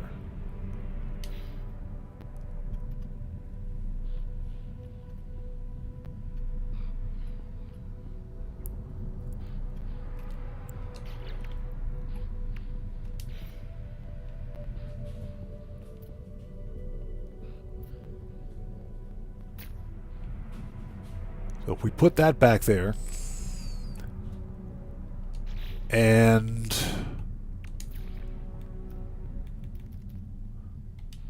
we flip that, now that looks better.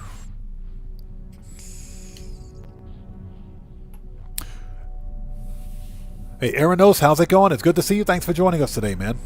Just doing some No Man's Sky shenanigans.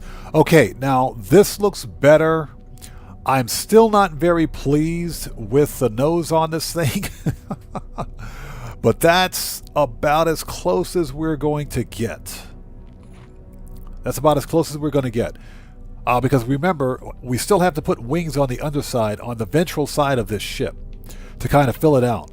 And whatever we do is going to have to...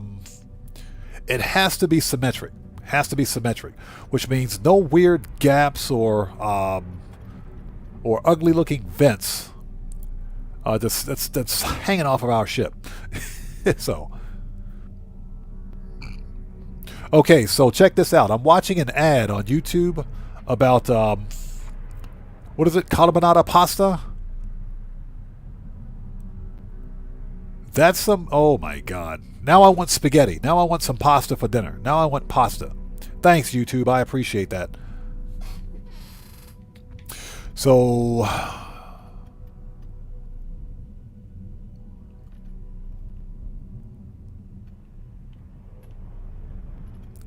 again, if we look at it from the top, it's pretty straight. It's pretty straightforward. That looks nice. That looks nice.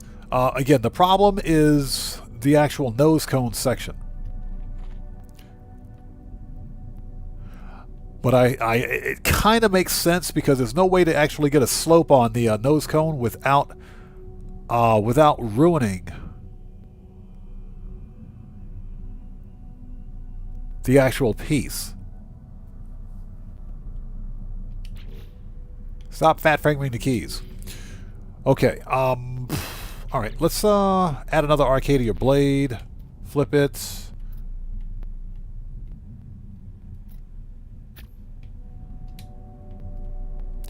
Okay, that looks better. That looks much better, believe it or not.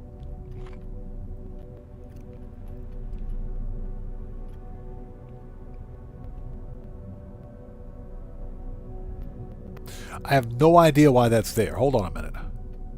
Did I forget to move? I must have forgot to move that. No, I didn't move it. Why is this here? Get out of here. Dude, I had no idea why that was there.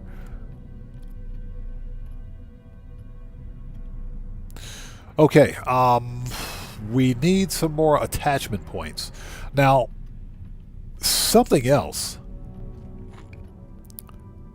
I was thinking. I can move those 2 reactors down 1.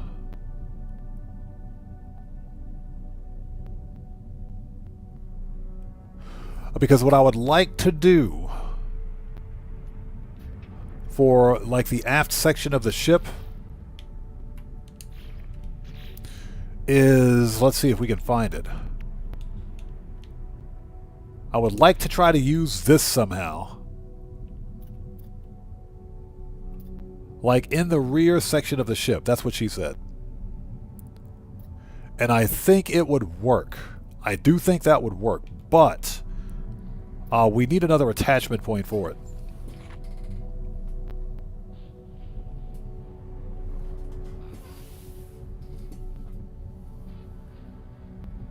Yeah, Guitar Guy 80. I had to think for a second. Apparently, I duplicated that part by accident. So I did not know why that was there. Marcus Schumacher, how's it going, man? It's good to see you. Thanks for joining us today. We're just playing some No Man's Sky. We're building a new Corvette. This piece would absolutely work on this ship. It would absolutely work on this ship. I think this would be a very good way to finish off the aft section of the ship.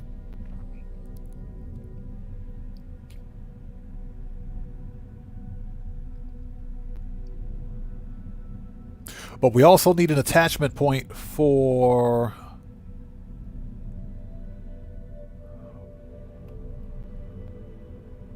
Oh, wait a minute. Where does that go? Is that... Hold on. I can't even tell with this thing. Okay, so that's underneath. This piece would absolutely work on this ship. But we need an attachment point for it. And I'm trying to do this without glitching. So I think we can either move the reactors back or move the reactors down. I'm thinking move the reactors down.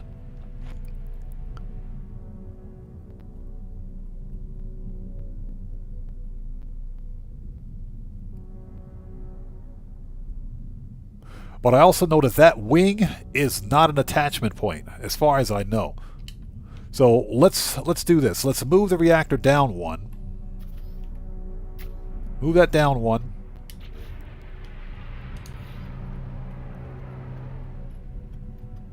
All right, and I'll take care of the reactors too. We'll take care of that. I would like to bring this engine back. Let's try that wing again. Let's pop that in place.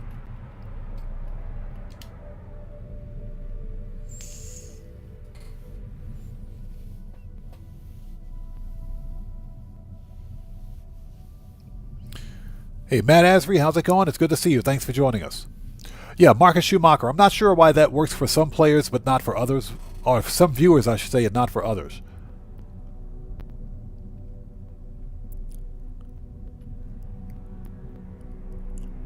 So that would absolutely work. That looks pretty cool. That does look pretty cool. But the engines, these thrusters, let's move that if we can. Yeah, see, like I said, that's not an attachment point. So we would have to glitch that on. However,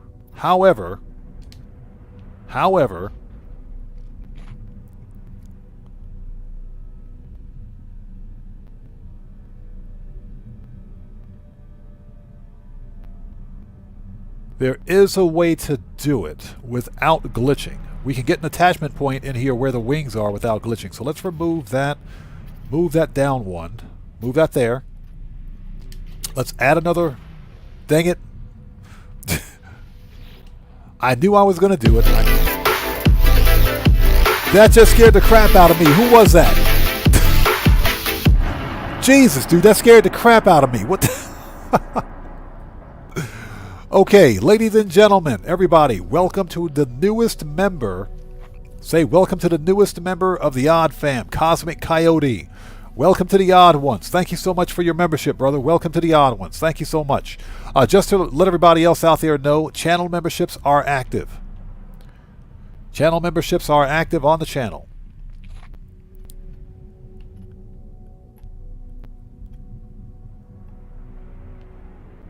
So, again, Cosmic Coyote, thank you so much. Everybody, let's get some 07s out there. Proper hand salutes, people. Let's do it. To Cosmic Coyote, thank you so much for your new membership, man. I appreciate you.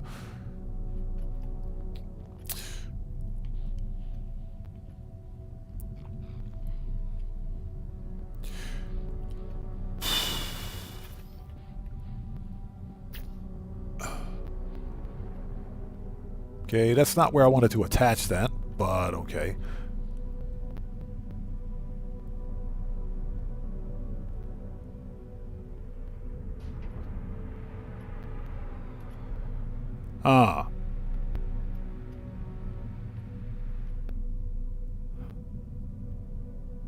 The question is... Hey, Cosmic Coyote, thank you so much, man. I appreciate you, brother. Thank you. Yeah, we're just having some fun building a new Corvette, that's all. We're working on the Viper Mark III from Elite Dangerous, and this is pretty close. It is pretty close. We're almost there on this one.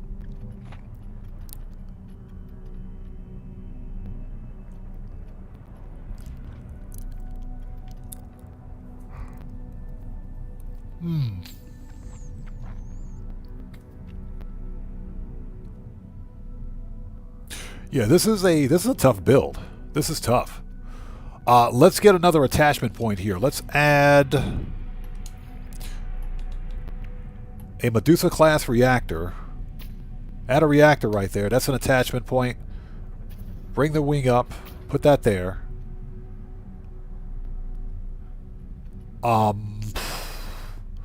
Where can we mount the thruster? That's the question. Now, there's a way to glitch it on, believe it or not.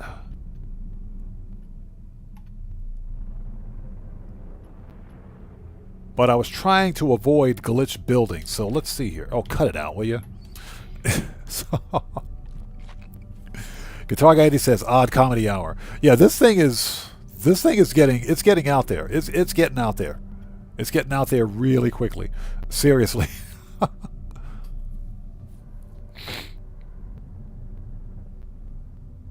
Now, I will say, the Viper Mark III is not a very big ship. It's a small ship. So, what I could do, because that's a walkway. That's a full hab.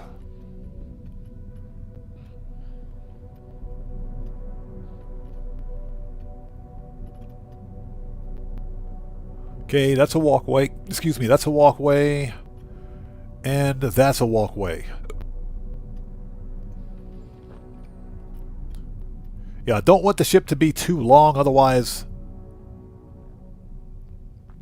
So, Dragonheart says, why are you trying to avoid glitch building? That's only because not everybody likes to glitch build in No Man's Sky, and not everybody is good at it. I suck at glitch building. I suck at it. And there are some very creative builds out there simply by players glitch building. Like, for example, none of these parts allow you to make a complete circle, a perfect circle with the existing parts, unless it's a dome shape.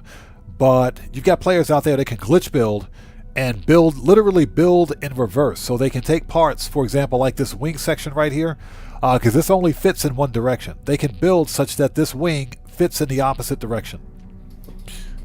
Hey, Mick B, what's up, brother? How's it going, man? It's good to see you. Thanks for joining us today. Welcome, bro.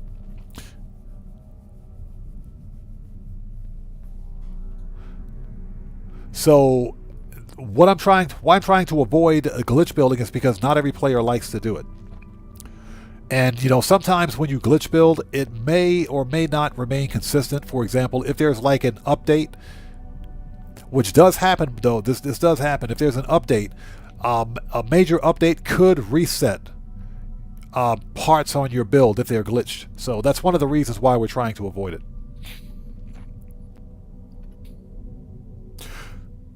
So Cosmic Coyote says offset building is my favorite lately. I'm going to have to look into offset building.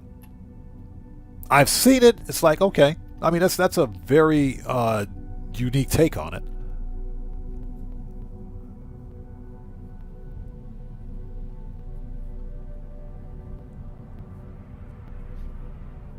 Yeah, Guitar Guy 80, like I said, I suck at glitch building.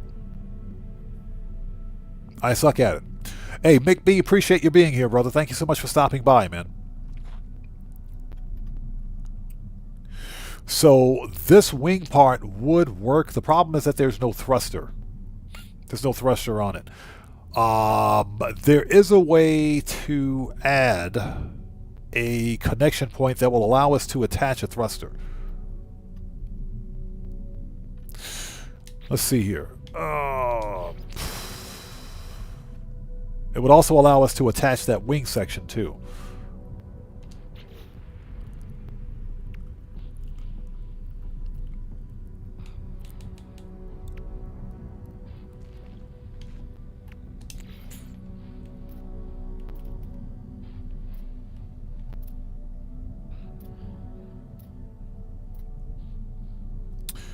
Super Cruise cowling.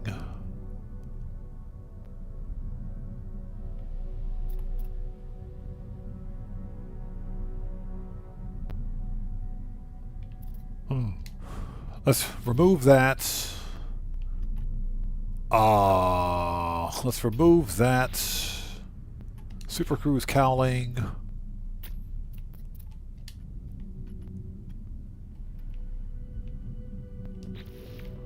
And now let's try that wing piece.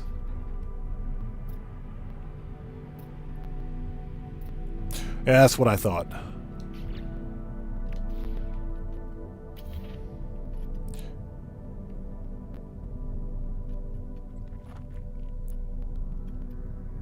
Yeah, Mick V, this one is tough, man. This one is a tough build.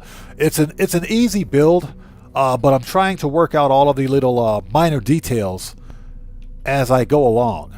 So what I'm trying to do is rebuild the Viper Mark III from Elite Dangerous, and I think I'm pretty close to the core design of the ship. One of the key features of the Viper Mark III are the two thrusters that sit they sit outboard of the port and starboard sides of the ship. So to give you an idea, let's put those reactors back since they are attachment points. Let's get those back. And the reason that we're using the Medusa reactors on top of the other reactors here is because the Medusa reactors improve your maneuverability. So if we put that there, since that is an attachment point, thrusters, the Titan sublight thruster would attach right there. So let's put the other one on. Let's put the other one on. Let's flip it. So basically, what you're seeing right here, this is essentially what a Viper Mark III would look like. That's essentially what it would look like. Yes, guys, if you haven't done so, please hit that like button for me. Helps out the channel a ton. Let's bring the smoke, people. Absolutely, bring the smoke. This one is tough. This one is a tough build. And it's only because, like I mentioned, the Viper Mark III is not a big ship. It's a small ship, a small combat ship, I should say, an Elite Dangerous. So I don't want this ship to be exorbitantly long. I don't want this thing to be ridiculously long. It's just it would just be weird. If I remove this and let's go with that wing piece again, Arcadia wing. What would that look like?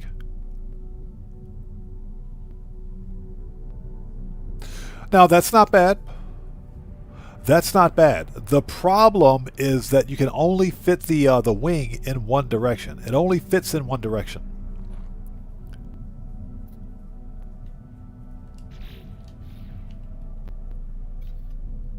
Let's remove that. Let's add a wing piece on the adjacent side.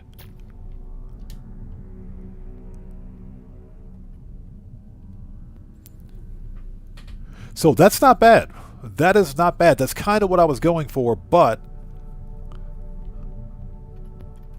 the problem, of course, is that the wing pieces are facing the wrong freaking direction, which is kind of strange, because I don't know why we can't flip these around. Yeah, you can't flip these pieces. If I could flip this piece, it would make more sense. It would make more sense. It looks okay the way it is. It looks okay the way it is, but it's not quite perfect. It's not quite where I wanted to go. If I could flip that piece around, it would be perfect. It would be. So that's kind of where I'm stuck right now. Excuse me while I have another sip of some delicious, fat-free diet, no calorie, zero fructose corn syrup, no artificial colors or dyes water, because I'm thirsty.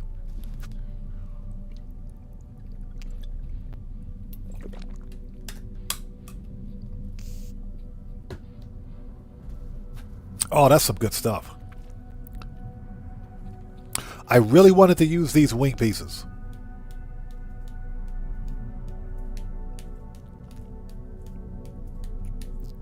So XOR says you can flip them. You need to flip the cargo first. So you're saying what? We got to flip the hab?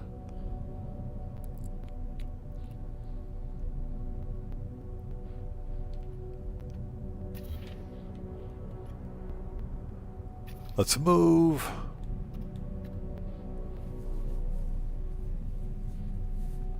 Oh my goodness. That's not what I wanted to do.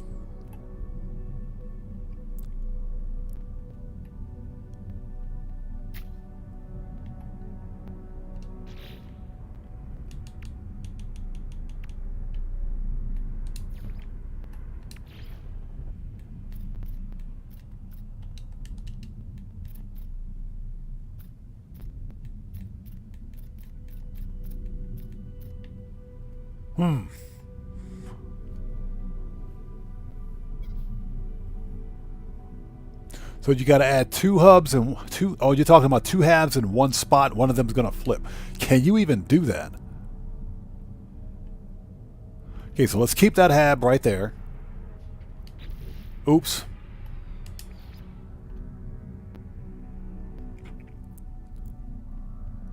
Oh, so it's a glitch. Yeah, we're not doing glitch building. We're not doing glitch building. Yeah, we're trying to keep this clean because not everyone can glitch build in No Man's Sky, so we're trying to keep this a clean build. Eventually, I'll be making a video on this build at some point. Very interesting. I'll have to look into that.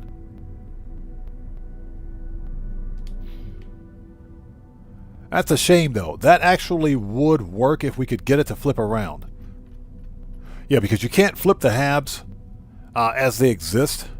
The only way to flip the hab, I think, is you have to install a stairwell. You got to install a stairwell backwards in a walkway. That's the only way to glitch it. But not everybody is comfortable glitch building in No Man's Sky. That's why I'm trying to keep this one, you know, without any sort of a glitch build.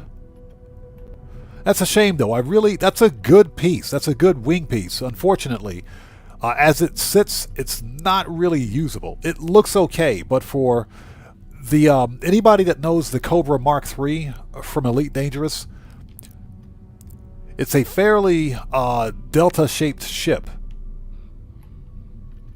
And the wing piece being where it is, that kind of takes away from the look. Which kind of sucks because this is a really cool piece and I really wanted to use it. So what we can do, let's go with turbine airfoil.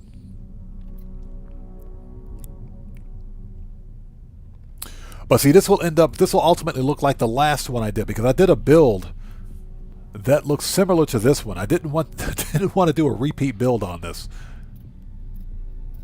Oh my gosh. Decisions. Okay, so no turbine airfoil. One of the main features on the Viper Mark III are the outboard thrusters on the port and starboard sides of the ship.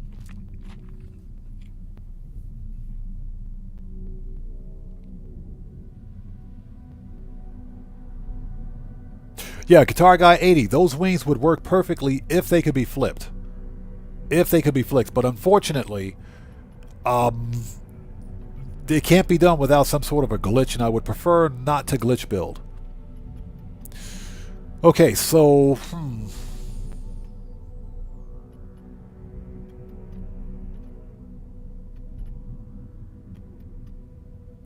Okay, well, what we're going to do, not that. That's not what I wanted to do. Let's take a look at the remaining parts. Yeah, we're trying not to glitch build because, again, not all players are comfortable with it.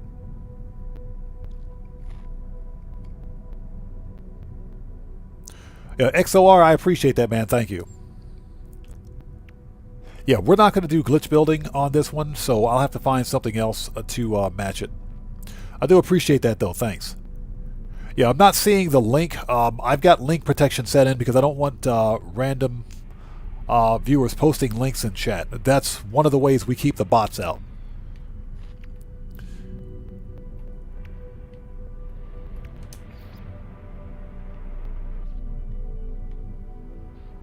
Yeah, that wouldn't work either.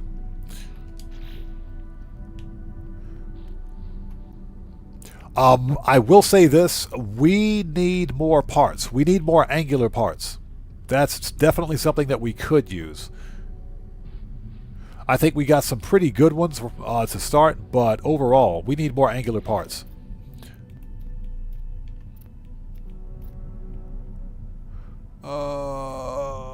Flip that around. That ain't gonna work.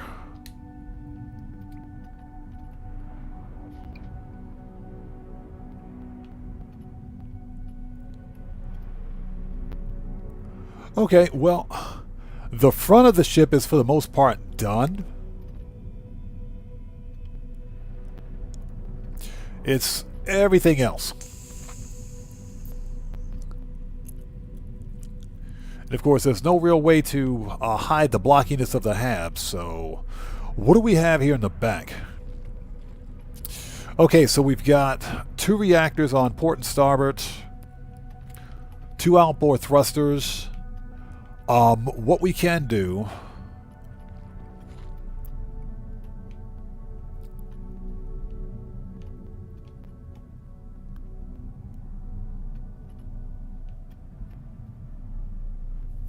Yeah, that wouldn't work either, would it? I would prefer not to remove that hab, because that's an attachment point. So we'll leave that hab where it is.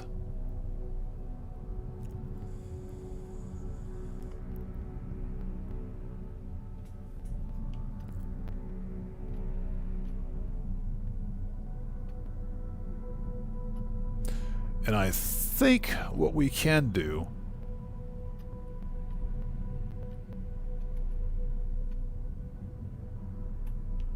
So the video is named Advanced Corvette Rotation Techniques. Interesting. Okay. Maybe I'll check that out later on.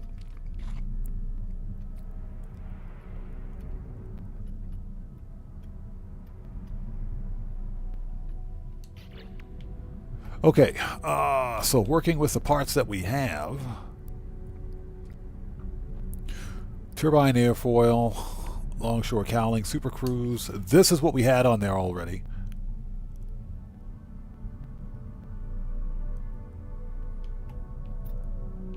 Yeah, this is exactly why that wing piece would have worked. So what's that? Do I play on Switch 2? No. I don't own a Switch 2. I'll never buy one. That's a whole nother argument for a different day. Nintendo has to be the most anti-consumer gaming company out there. One of the most anti-consumer gaming companies. They'll never see another penny of my money. I can promise you that. Yeah, Switch 2, it's funny. I have a Switch 1 that I never use.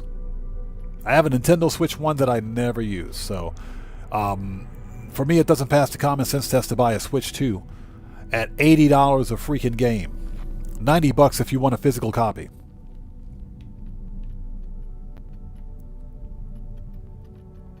Okay, so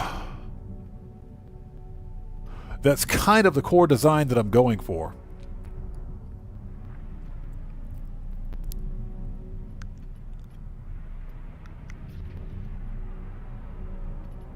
So, okay. I think what we'll do... think what we'll do, because we're this is close. This is very close to what I want. This is very close to what I want. I don't want the ship to be too long because, like I mentioned, the Viper Mark III from Elite Dangerous is not a big ship. It's not a long ship. It's a fairly short-ish ship. It's got a short fuselage on it.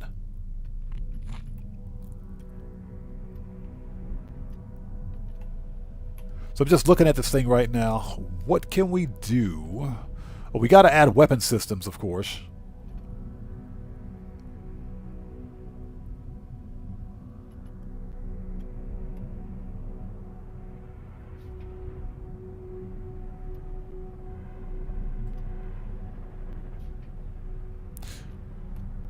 So what is this? Will GTA Online ever get a good weekly update again?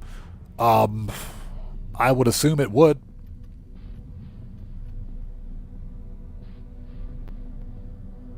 I would assume that it would.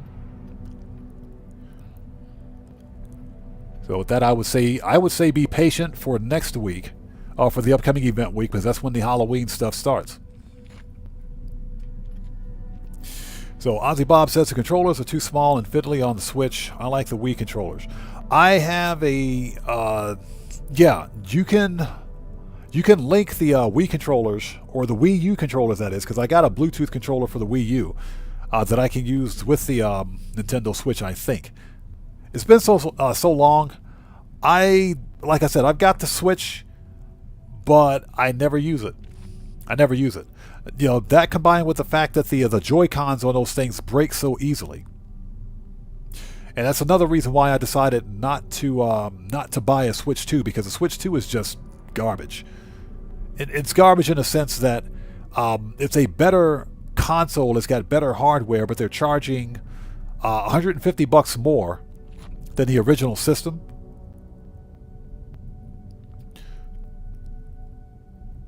The controllers on the Switch 2 are better, but they're not perfect because they're not hollow effect.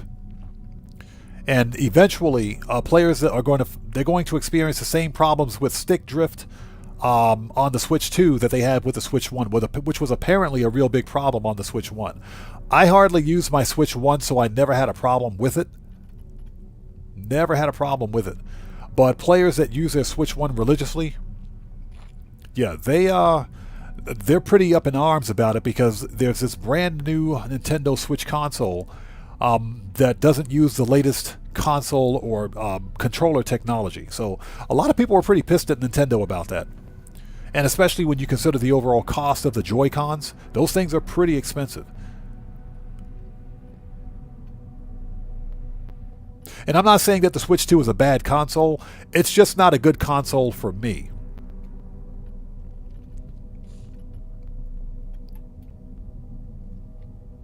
So what's that? You bought an ergonomic cover that turns the Switch 2 into sort of a Steam Deck. I didn't even know they sold those. Very interesting.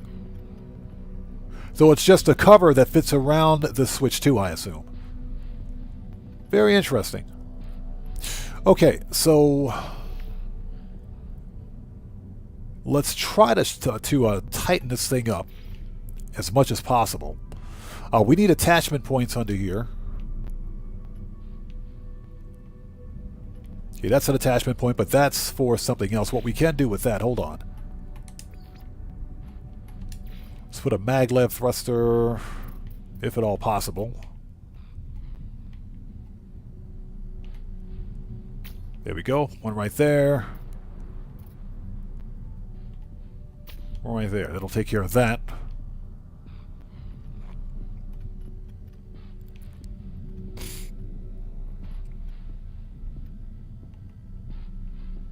Now, that being said, people that have gone out and purchased the Switch 2 say they like it.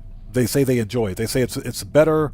It's a better overall console in terms of its performance and its processing power than its predecessor, and as it should be. It's a brand new system. But because I don't do mobile gaming, number one, and I don't use my Switch 1. Seriously, I have a Switch 1 that I never use, so I didn't feel the need to go out and buy a Switch 2.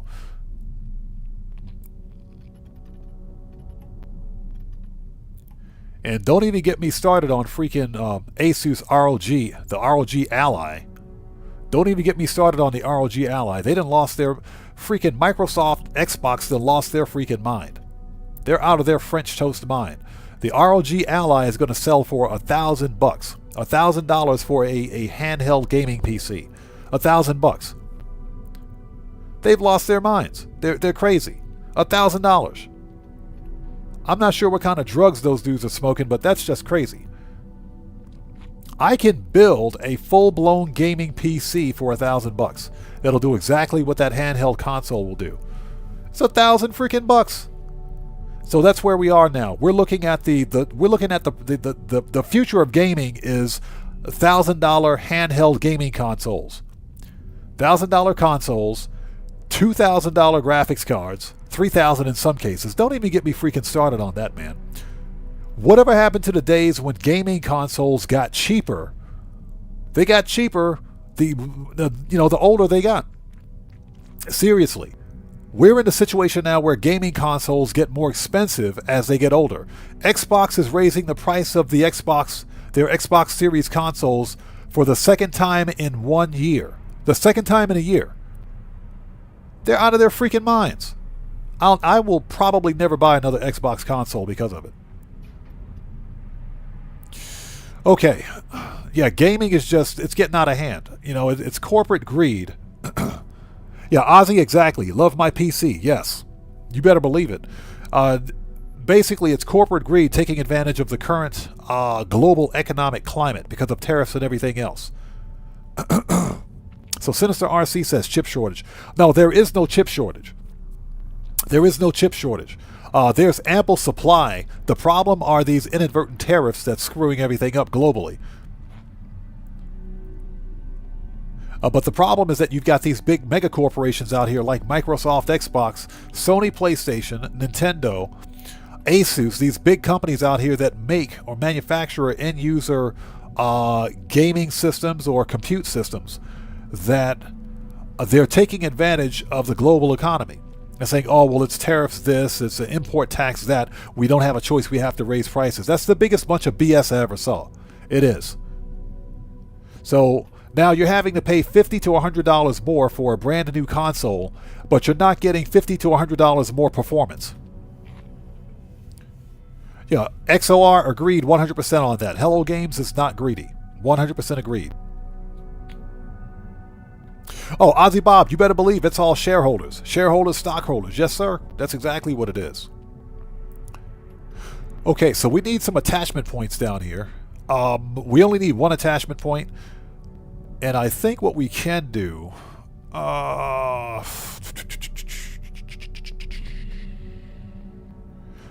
we'll leave the reactor where it is. Let's add... I don't want to add another walkway or a hab. So what we can do is... Let's see here. Because we have to add a shield generator too. But we also need to be able to hide those to the extent possible.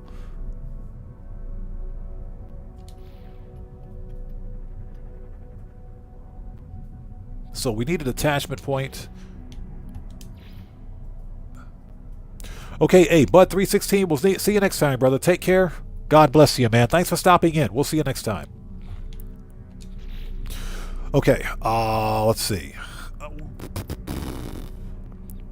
As a matter of fact, we're going to shift focus here really soon and get to Sentinel starship hunting.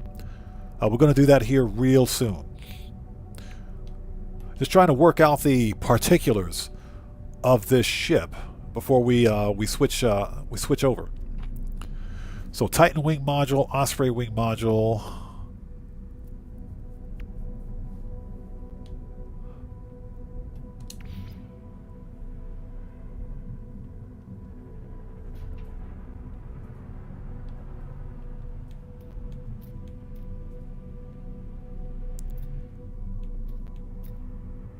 Yeah, don't understand why we can't flip this around.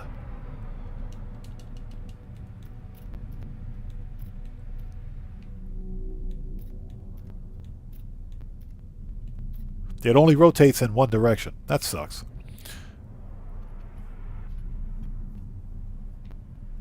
Okay, so this is what we're going to do. Let's store design for later. Okay.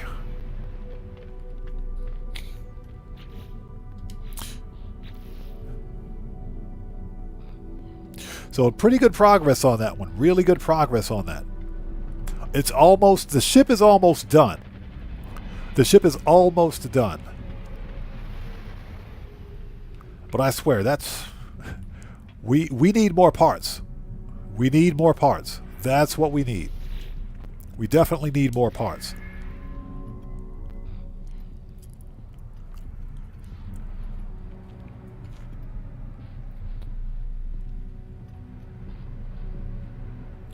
Yeah, I can hide all that. We know how to hide all that. The main focus of this ship are the two outboard thrusters. So these pieces, those pieces right there, those are easy to hide.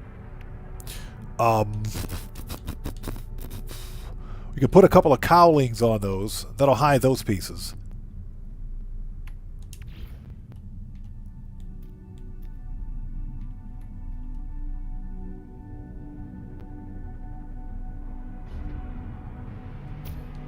And we can also do that.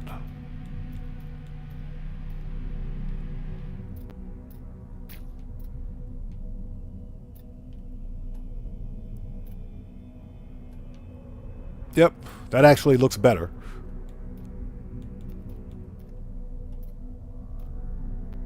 And flip it. Okay.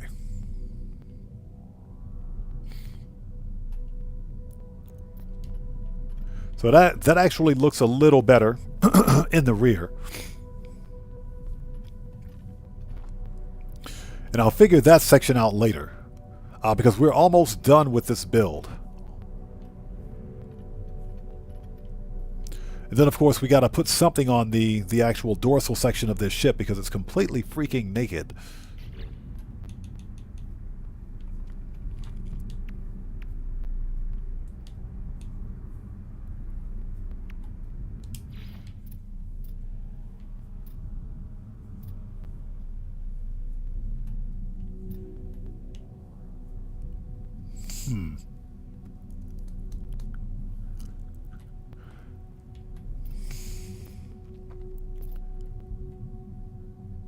The Vesper diffuser would be too short, huh? Yep, that'd be too short. I'll figure something out. I'll work on it later. We'll figure something out later. Okay. That'll do it. Okay, let's shift focus. So XOR says your ship looks a lot like mine.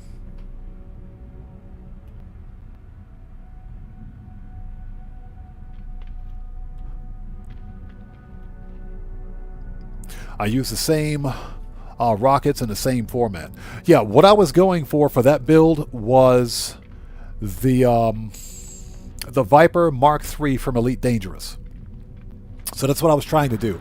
The Viper Mark III is a smaller ship. It's not a very big fighter, but I also wanted to do it without any sort of glitch building. And I mentioned earlier because not everybody is comfortable with glitch building. And sometimes glitch-built ships have a tendency to fall apart during an update.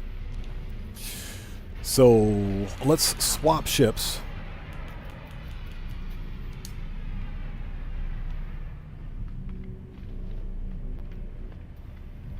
Oh, they're going to make me walk all the way over there for that one? They are. They're totally going to make me walk all the way over there. That's some BS.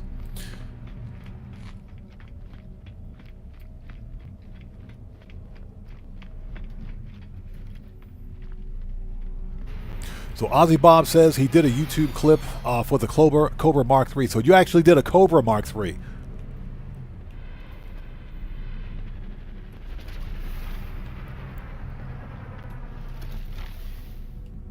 I thought about doing one for the Cobra Mark III, but it just seemed like it would be a bit more problematic. Only because the Cobra Mark III is literally shaped like a Dorito. It's shaped like a Dorito. It is. It's got a very sharp delta shape to it. And it's doable. It is doable. It is definitely doable, but it would probably take me a while to wrap my head around it.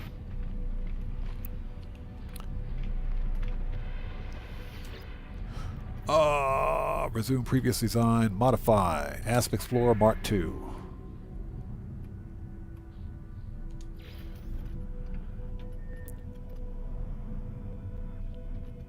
That is not what I wanted to do. Get me out of here. Modify. Okay. Yeah, this is my Asp Explorer Mark II. I did a video on this one. Yeah, I wanted to add thrusters.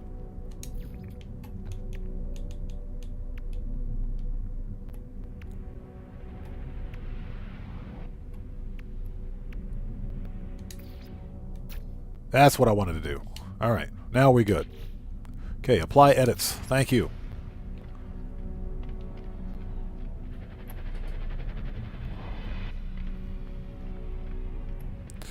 Okay, so what we're going to do is let's get back on the Starship hunt.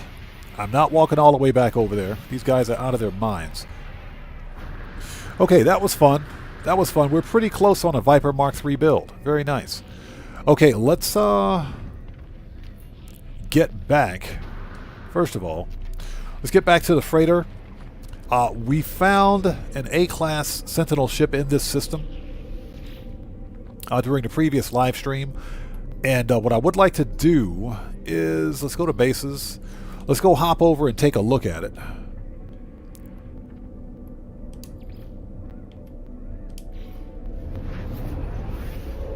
Yeah, this was an A-class 3+1. Well, maybe. This could be a 3+1, maybe. It is a 2+1 and 1 guaranteed.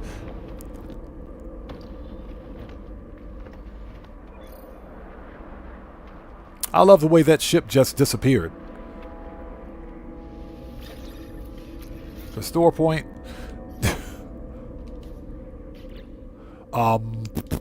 Reload. That ship just completely disappeared. Restore point. Just completely disappeared. So what we're going to do at this point is get on the Starship hunt. Since we spent about an hour working on that ship. It's really close to getting it finished. I just have to take another look at the plans for the Viper Mark III. And I think I could probably finalize that build tomorrow. So XOR says he found a Sentinel ship with dragon wings, all white. Does it have the skinny wings or the fat dragon wings?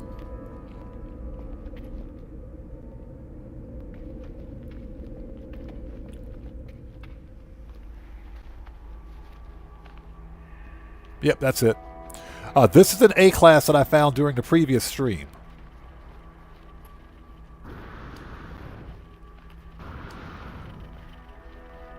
Yeah, this is an A-class heavy. Yep, A-class heavy fighter.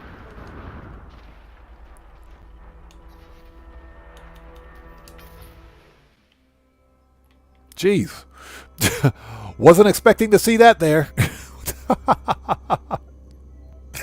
Who parked that ship right there? I didn't do that. Weather warning. Incoming storm. Wasn't expecting to see that. Hold on. Listen. Then I've got this freaking ginormous Corvette parked over there. This is an A-class Sentinel, heavy Sentinel ship that I found. A-class heavy. It's got the heavy fuselage, the heavy wings, a set of single-bladed wings on it, plus it's an X-wing. It's got the dorsal and ventral X-wing stabilizers. Black and red. This is a pretty cool ship, A-class. So what's that? You found an S with 3 supercharged slots together? Nice. That's a pretty good find.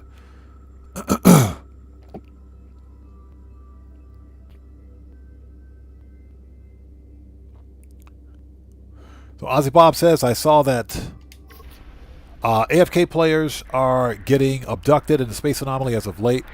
They are using personal shields to rake them into the Corvettes. I saw that. Professor Cynical put out a video on that a couple of days ago. Yeah, he put out a video on that a couple of days ago, and I said, that is just ridiculous. So I guess even in No Man's Sky, there are always going to be ways to troll.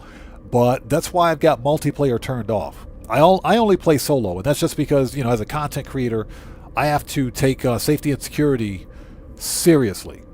You know, I've been on the receiving end of RCE, if you will, remote code exploits, especially playing a game like Grand Theft Auto Online, so I know all the dirty tricks, and that's why I turn off multiplayer and set sessions to invite only, and of course turn off PvP. So, and it's usually not a problem. As long as your multiplayer's not on, it's usually not a big deal. Okay, let's go to... First of all, let's go back to the freaking space station. Oh, we gotta swap ships.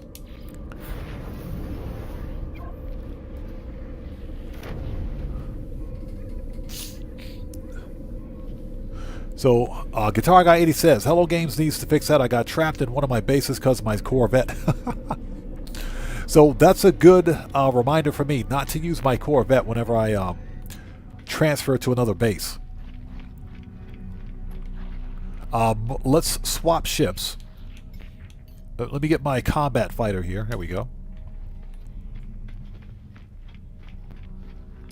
Worst parking spot ever. Let's go back to the freighter, and we will hop over to the next system and see what we find. The next dissonance system, that is. And thank you guys for stopping by. If you haven't done so, please hit that like button for me. Helps out the channel a ton.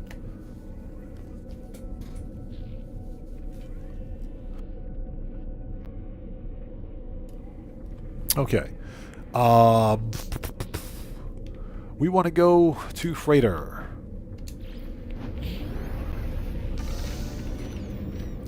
So Ozzy Bob says the Corvettes are spawning directly above teleporters. I've been trapped in by my ship in a prefab room. Yep. And I think that's because your closest or your most recent ship spawns close to you. Especially if you don't have a landing pad at your base, it probably spawns at the closest location to you, which in most cases is directly above you, depending on the size of the ship. Hopefully Hello Games will address that. Hopefully. Alright, what do we got here?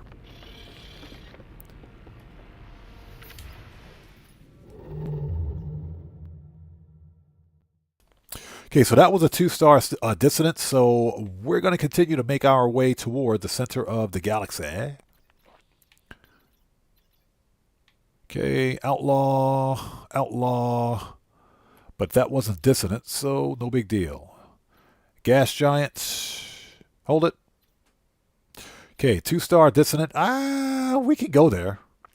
We can go there. Yeah, small ships are normally okay. It's the Corvettes that are the problem. Right.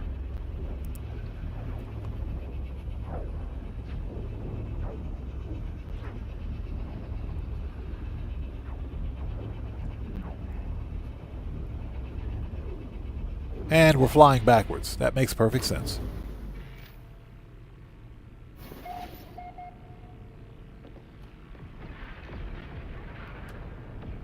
As soon as my textures load in,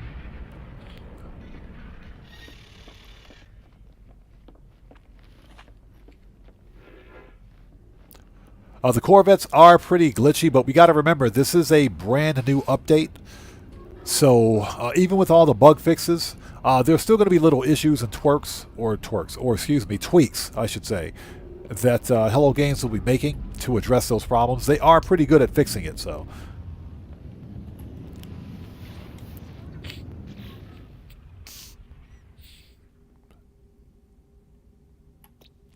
Yeah, I agree with that. Something like a Corvette anchor point would be a good idea.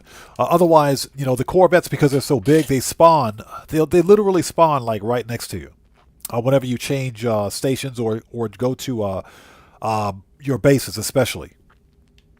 Okay, so what do we got? Rocky. Market. Okay. Murky, Ancient Bones, Viridescent. Blighted, Frost Crystals, Glacial. Glacial sucks. Ancient Bones. Okay. Okay. Well, let's go take a look. Let's hit up the space station. You know how we do it. We'll go to the space station, check the multi-tool, See if there's something good.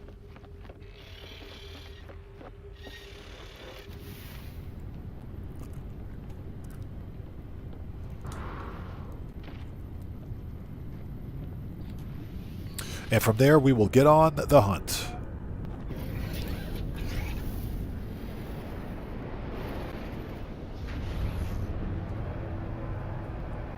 Always check out the space station's multi-tool because I found a couple of S-classes this way.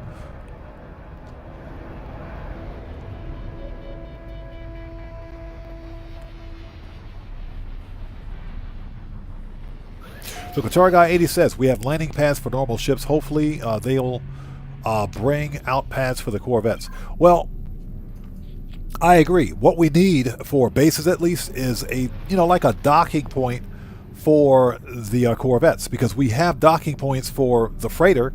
You can dock your Corvette with your freighter without actually landing the Corvette on the freighter, simply because of size alone. And that makes perfect sense. So there should be some sort of a docking beacon or something like that they can craft for the Corvettes for like your bases. That way that the Corvette, depending on its size, will spawn a certain distance away from your base. That way you're not trapped.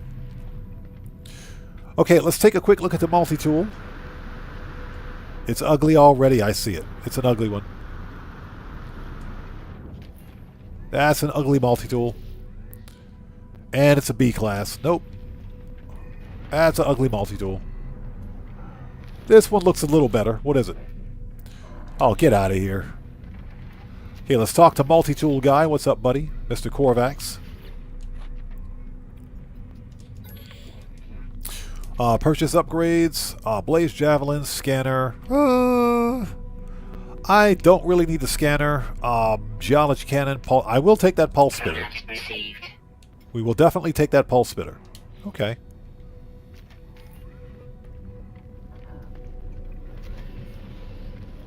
Yeah, I know how to make some nanites in this game. You better believe it. so whenever I visit a new station, I always get the some good upgrades.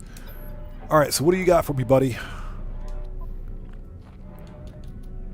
Photon, phase beam. Not much. Okay.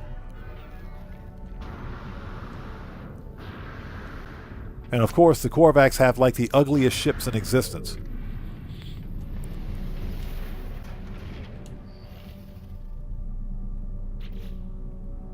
All right, light one of these off. Let's go.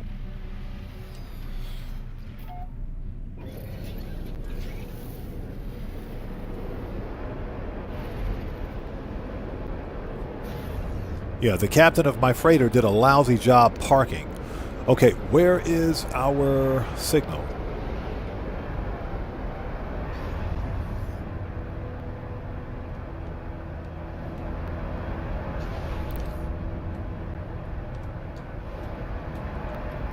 There we go.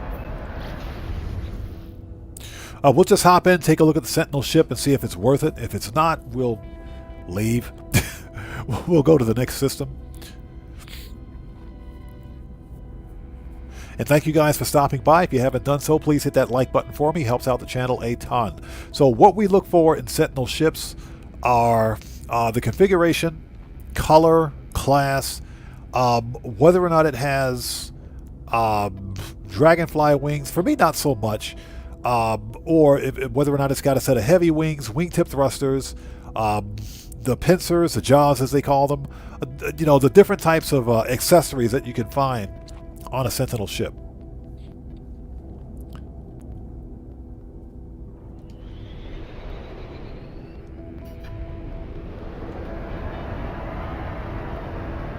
I do know that the Game Hub absolutely hates orange-colored ships.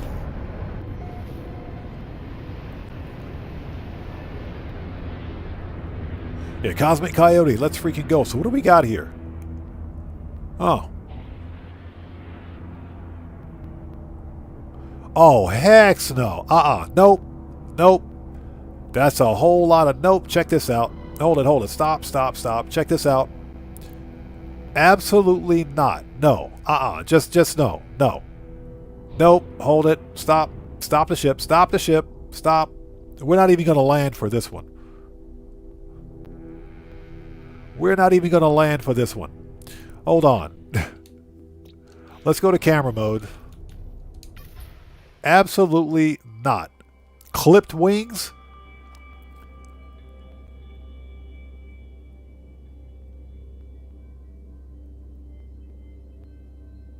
Absolutely not. This is a medium Sentinel ship with clipped wings and wingtip boosters. No. This is a whole lot of nope. XOR says, I hope they're going to let us put the supercharged slots any way or how we want. I would agree that there should be a way for us to reconfigure supercharged slots on starships. I would agree with that. Now, of course, you can do that if you're on PC. All you need is a save editor.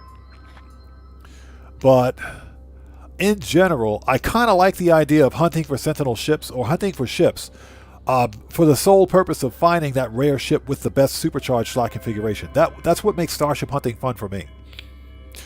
Yeah, Ozzy, but this thing is ugly. What is this? Yeah, this ship is absolutely ugly. No, we're getting out of here. This is a whole lot of nope. Nope, we're leaving. We're leaving. We're out of here. You know what? Screw this. Reload restore point. We're out of here. Absolutely not. Absolutely not. Go kick rocks, Sentinel ship. Kick rocks, buddy. Yeah, Dragonheart. Yeah, exactly. The Pineapple Express on that one. That ship was ugly. How do you have a set of clipped wings with wingtip thrusters? That's just ridiculous. That is absolutely ridiculous. We're leaving. We're out of here.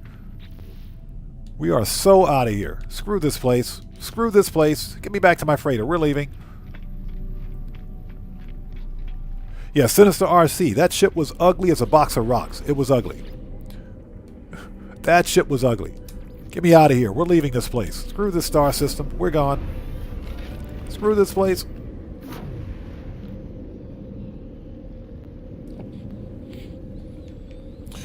Okay. Oh, something else I need to do while I'm on my freighter. Let's drop off these upgrades. Okay, number one. We'll drop that off. I think that was it. Yep. Okay. All right, where's Mr. Capitan? Where's the Capitan? There he is. All right, here we go. Next star system. That ship was as ugly as a box of rocks, man. Seriously. Ugly. All right, here we go. Next. Invariably, it's the Korvax. Invariably, it's the Korvax system. Hold on. Okay, 2-star Gek. Let's go check it out. And we're hyperspace jumping backwards again. And we're hyperspace jumping backwards.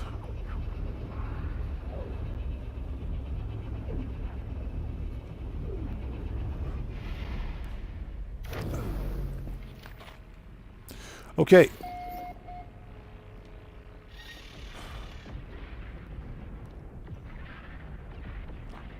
So Guitar Guy 80 says, I made an open plan freighter. Makes it easier to navigate. That's what I need to do here. I need to delete some of these extra walls. I do. I don't do much construction on the freighter just because I don't build a lot in No Man's Sky. You know, because I suck at it. But, you know, I should open up this entire floor plan. Okay, let's scan the rooms.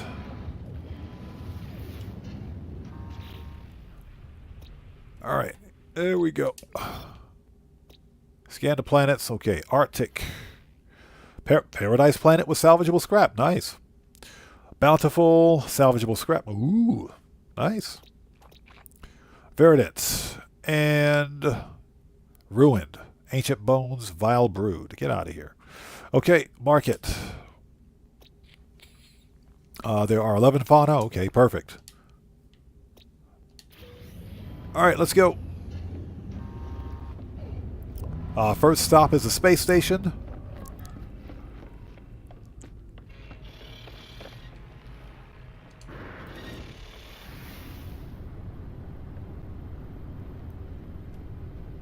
So XOR, is that ship in the Euclid galaxy or is it in a different galaxy?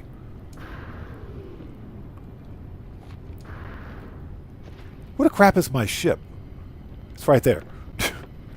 It's right there. Oh, so it's in Euclid. Nice.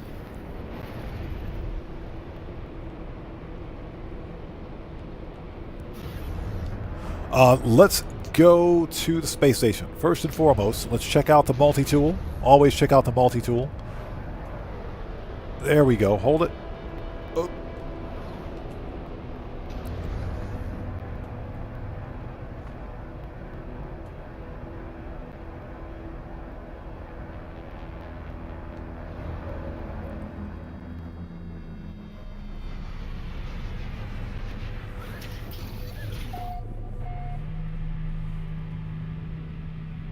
So Cosmic Coyote says, I made 3 levels with short-range tellies, gotcha, short-range teleporters, but with an open and easy peasy. That is a good idea, actually. That's a very good idea. At some point, I'll sit down and actually customize my freighter the way I want. But because I suck at building and the lack of aesthetics, you know, whatever. I just put a couple of walls in and that was pretty much it. Seriously.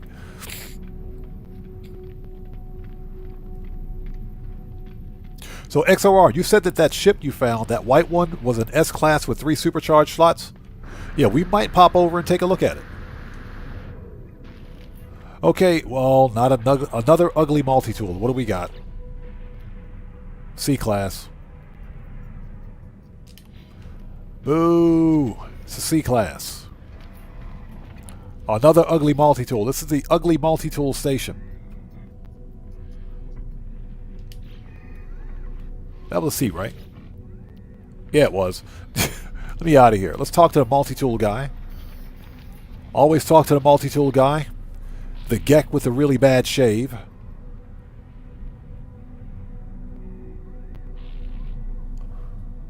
Okay, what do you got for me, buddy? Scanner. I will take that neutron cannon module. Thank you. We will take that neutron cannon module. I think I got enough scanner modules. I think those are fine. We'll totally yoink that neutron cannon module. Starship Guy, what's up, buddy? How are you today?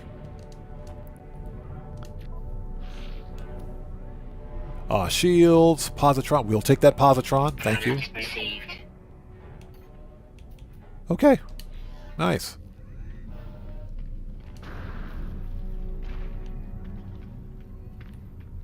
All right, let's make a restore point.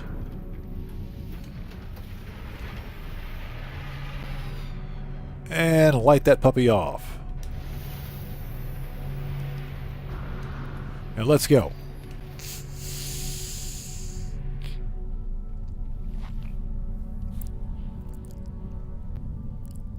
So Guitar Guy 80 says,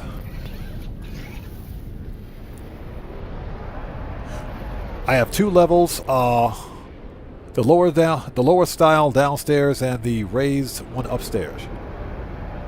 See, you guys know how to build. You guys know how to build. I can't build for squat in No Man's Sky. I can't do it. I suck at building. You guys ask me to build a house in No Man's Sky, I'll put it'll be a Jason Plays Survival Bob's Bob box all day. It'll be a Survival Bob's Bob box all day. A shoebox. That's it. That's pretty much the extent of it.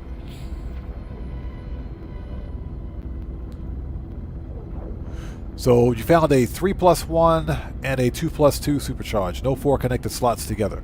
4 connected slots are rare. They're really rare. So Cosmic Cody says, heck yeah, dude, sounds fancy. Yeah, you tell me to make a shoebox in No Man's Sky, I'll make you the best dang freaking shoebox I can ever make. You'll ever see. It'll be the best shoebox ever. But that's about it. That's about it. Okay, so what do we got here? Do we have to run away from this sector too? Okay, this one might be a winner. Hold on. This one might be a winner.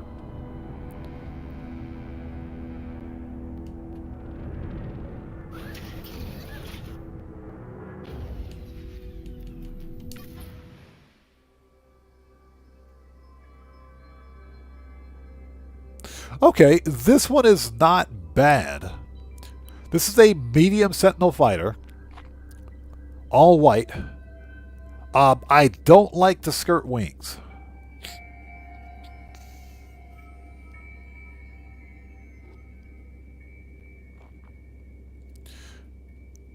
So XOR says, I built my first base 2 years ago. Then I turned back to it and found it was underground. You know what? I bet you any amount of money that Worlds Part 1 did that. Because Worlds Part 1 it completely redefined terrain generation. Yeah, Cosmic Coyote, it's all white. It's all white. I don't like the skirt wings on this one. The vented skirt wings, not a fan. It also has a set of clipped and medium wings, which is not bad. I do like the wingtip thrusters. This is not a bad Sentinel ship. So what we're going to do, I don't think this one is worth a hunt. So if you guys want this Sentinel ship, the glyphs are in the lower left-hand corner of the screen. Let's get rid of the vignette because I can't see anything. Brandon Cartwright, what's up, brother? How's it going, man? It's good to see you. Thanks for joining us today. Welcome to this No Man's Sky live stream. Save that. So again, glyphs are in the lower left-hand corner of the screen for this ship if you guys are interested. This is the Eisentam Galaxy. You know, we'll take a look at it. Let's take a look at it. Let's see what it is. Okay, it is...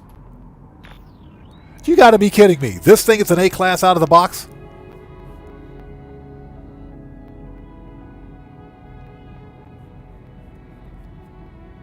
So XOR, what you can do, remember that the glyphs correspond with an actual number, right? Okay, Ozzy Bob, we'll see you next time. Take care, brother. We'll see you next time. Thanks for stopping by. God bless to you. Take care, man. So, remember that each glyph corresponds with a number, from numbers 1 to 16. So just type the number of the glyph in order in chat, and that'll pretty much give me an idea of which glyphs you're using.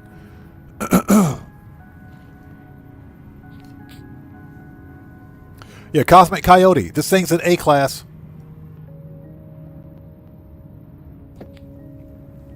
This thing is a freaking A-class out of the box. I bet it's got like 2 or 3 connected supercharge slots too. Not really my style of Sentinel ship. Before we do anything, give me that sodium nitrate, please. Thermal protection falling. I'll take that. Never pass up a piece of sodium nitrate. Yeah, it's an A-class out of the box, man. Yeah, that's an A-class. Okay, so if you guys want this A-class ship, it's located at plus 17.60, excuse me, plus 17.86 and plus 13.23. This is the Eisentam Galaxy. Glyphs again, lower left-hand corner of the screen.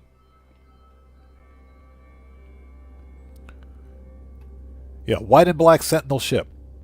White and black Sentinel ship. I guess these are rare. Not sure. But again, I'm not a fan of the vented wings. I'm not really a fan of those. Vented skirt wings, I should say. It's not a bad looking ship. It's not bad. I just don't think it's worth a hunt. But we just happened to score. We just scored an A-class. So what do we got for scrap?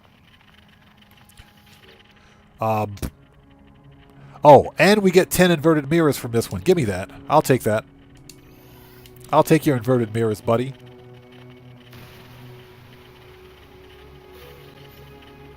We'll take your radiant shards, too. And we'll take your radiant shards.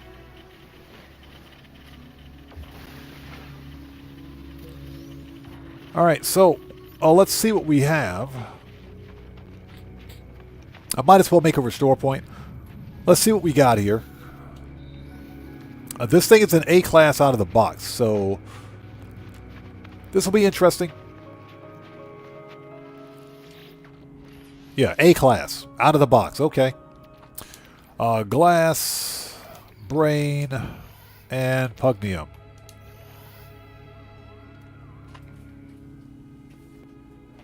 Hey, Petri, welcome back, man. Good to see you.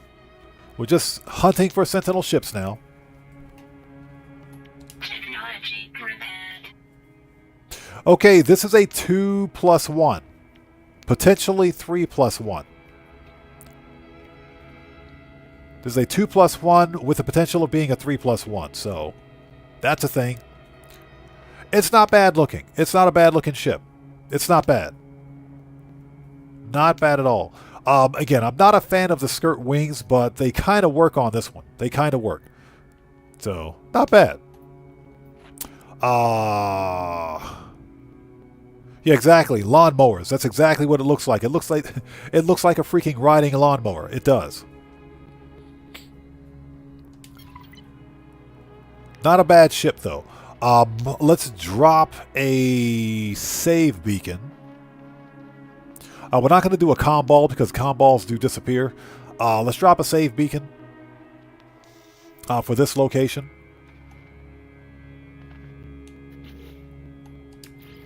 I don't want to drop a base here because, you know, meh. Reasons.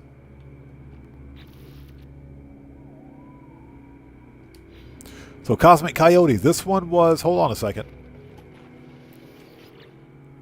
We can find out. It's off-white. It appears to be off-white. It could be gray. It could be gray. Oh, crap. Here comes a blizzard. Here comes a freaking blizzard. Again, this is a 2+1. This could have 3 connected supercharge slots. It could be a 3+1. I just didn't want to claim this ship if I didn't have to. Because I'm running out of ship space, like, badly. Okay, let's make this red. Hold on. Colors. Make that red.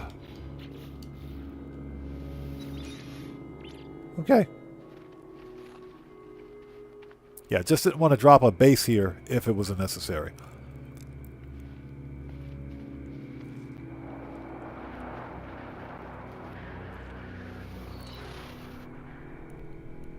Yeah, it looked gray in the inventory. It did. But then again, it could have been just a simple filter that's on the planet. Okay, so what we're going to do now...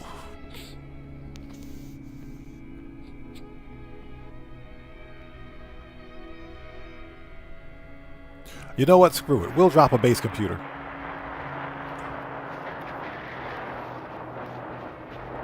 This one could be a 3+1. We're not going to build a base. We'll just drop the base computer here.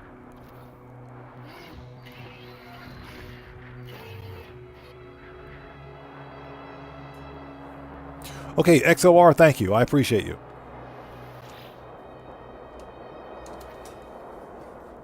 Okay, claim site.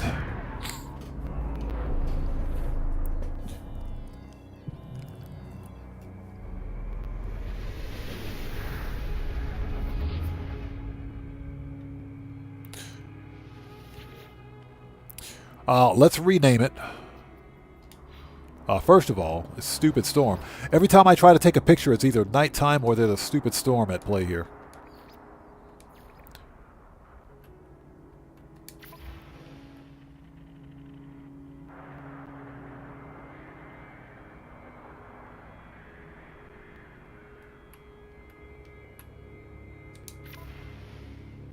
Yeah, okay.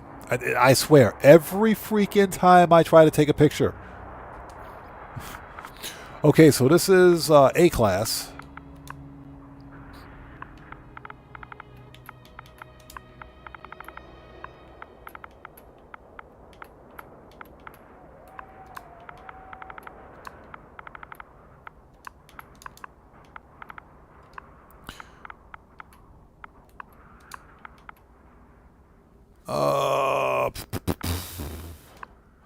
A-class medium.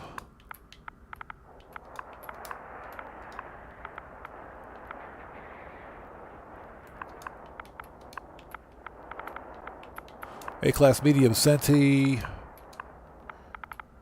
3+1.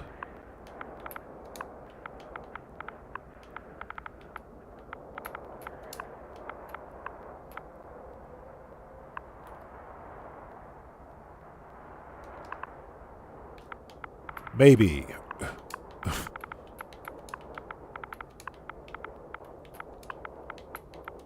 Okay. So that way I'll at least know what it is. All right.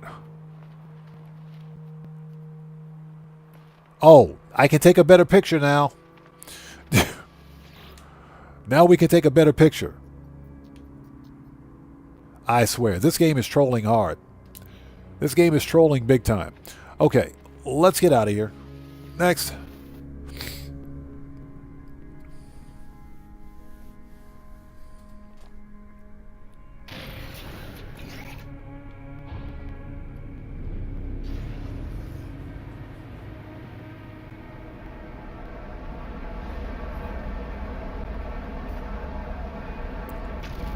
Ouch. This game keeps asking me to excavate Corvette modules. Salvageable scrap. Let's go to that Paradise Rock.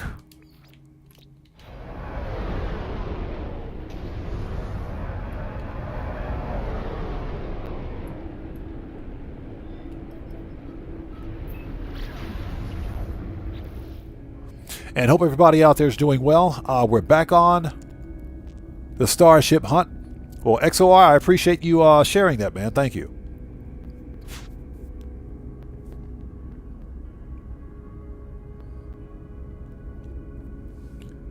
Let me ask you a question. Did you set up a base at that location? Do you have a save beacon?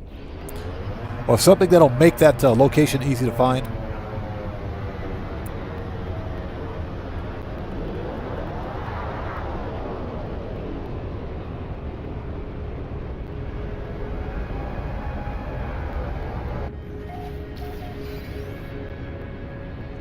Oh, excuse me, the most perfect planet.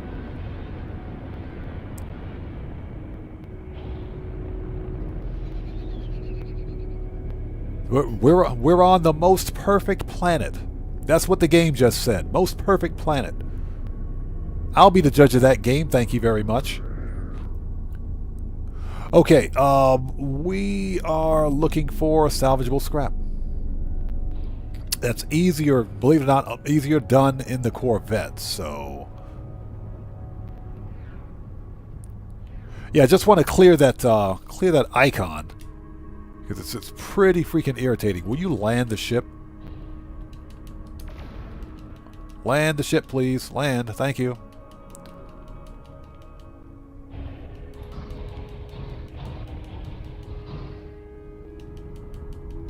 There we go.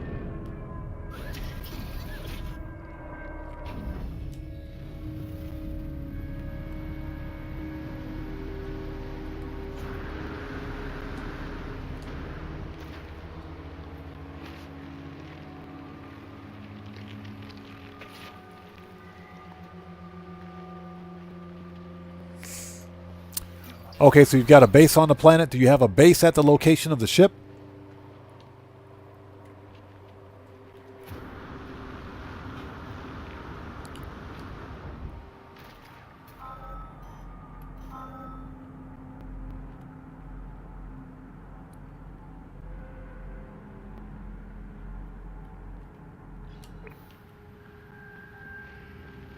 So not at the location of the ship. Okay. Excuse me.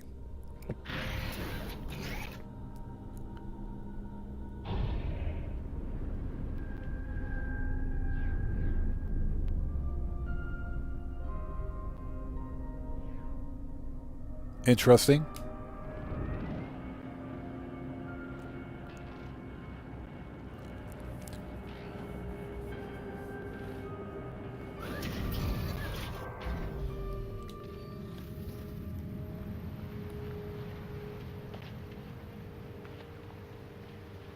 Looks like we just stumbled across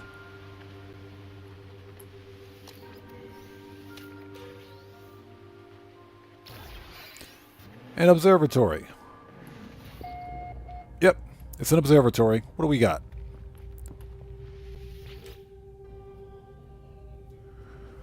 Okay, transmission readout suggests that long ago a distress signal went on an abandoned ship.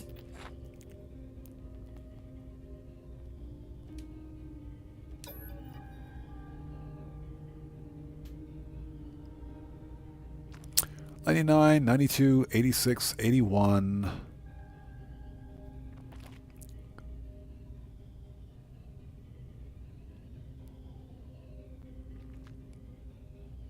So that's 7. That's 5. 7, 5, 3. So 79. No signal found? Oops. Hey, math is hard. Redo that. Redo that. Reload. Redo that.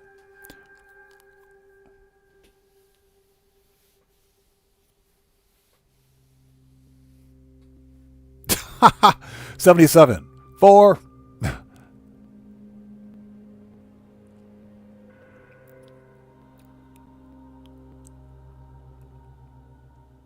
Yeah, based on a sequence of numbers, looked like they were decreasing in increments of 2.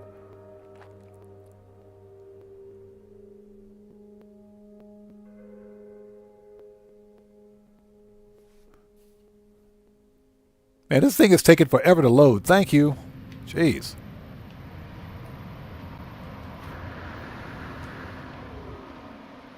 No, textures aren't loading in. Thank you. I appreciate that. Thank you for loading in. Xbox Series X. Should probably do this on PC.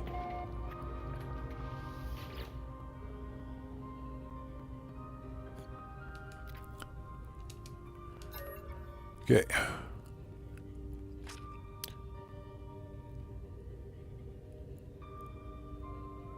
Oh, okay. I was reading it wrong. Okay, yeah.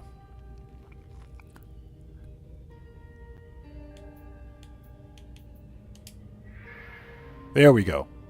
Yeah, I was reading it wrong. Okay, let's see what kind of a crappy ship we got in this system. It's Korvax, so I'm not really expecting much. Not really expecting a whole lot.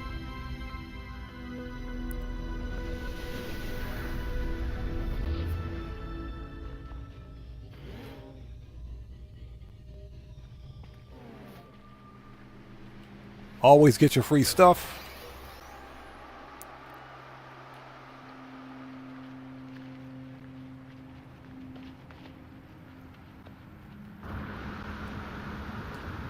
Yeah, Petri says sus. Okay. Well, first of all, before we do anything, let's go get this stupid... I did mark it. Let's go get this stupid salvageable scrap so the game can stop pestering me about it. Now it says excavate 1, so we probably have to land and dig it out. Because it actually says excavate, so let's just get this thing out of the way so I can get this off my list.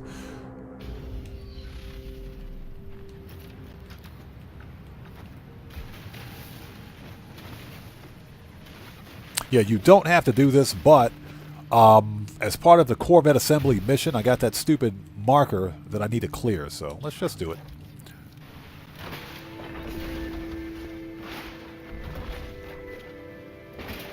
Yeah, that marker won't clear if you're hunting for the parts from your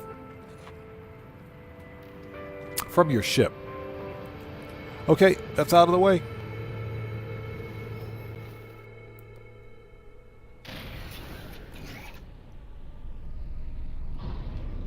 The distress signal is 30 minutes away. We're not going to do that. I hope you guys are all doing well. If you haven't done so, please do me a huge favor. Hit that like button. It helps out the channel a ton.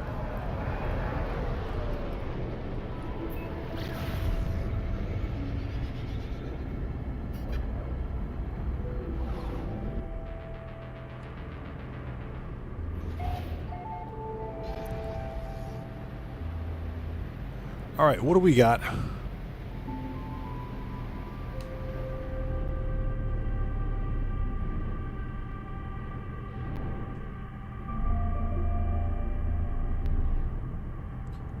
It's a hauler.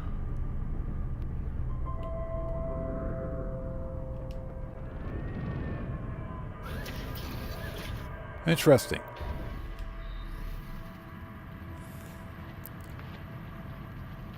Oh, it's a short-tailed hauler. Okay.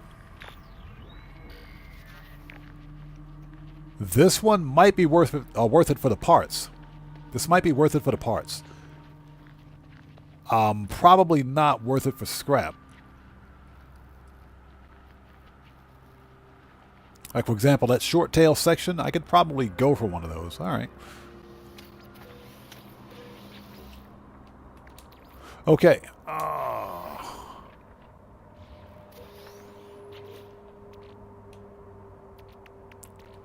Refine this.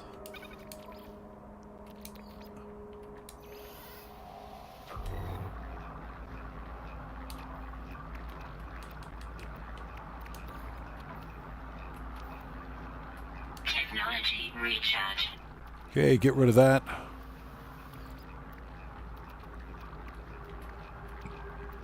Thermal grill cap. Interesting. Okay.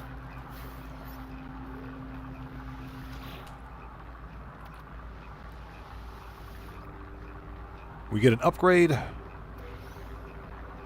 We got some life support gel. I'll take that.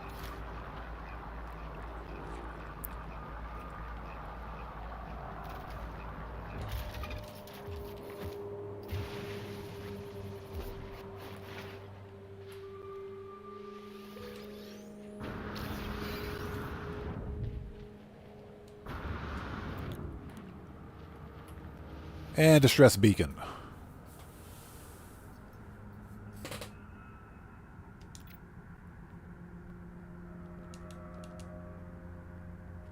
Okay, let's see. Installed. Search for cargo. Inspect tech.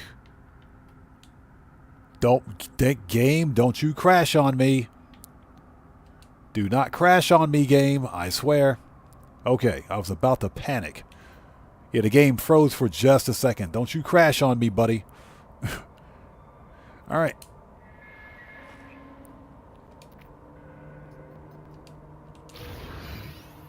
Okay, so what is it? It's a C-class photon cannon. But really? All that for a C-class photon cannon module? Okay, let's there is something I want to do. Let's fix this ship and get out of here.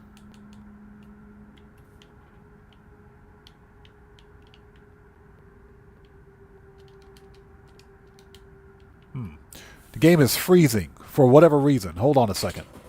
Hold on.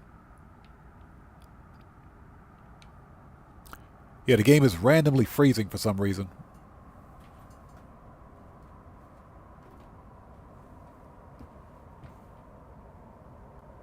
Can we move? Yes, we can. Yeah, the game froze for a second.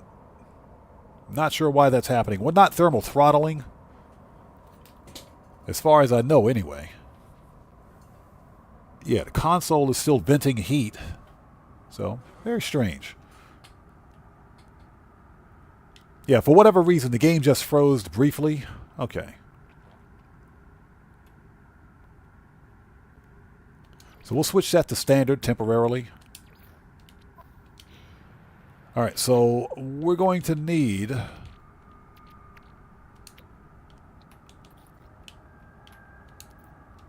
you know what? Let's just find out. Yeah, the game froze for a second.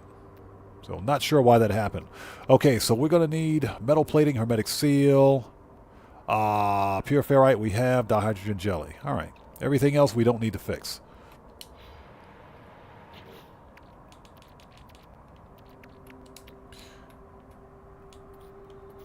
Okay, metal plating, hermetic seal, and dihydrogen jelly.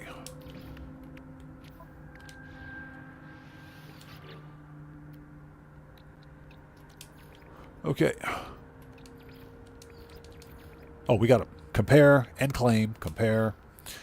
Claim. Okay. And we only need the parts off this, so we're going to take this thing to the station and grab the parts. Shield down. All right. Okay. Component repaired. Component repaired. Okay. That's it. The ship is flyable.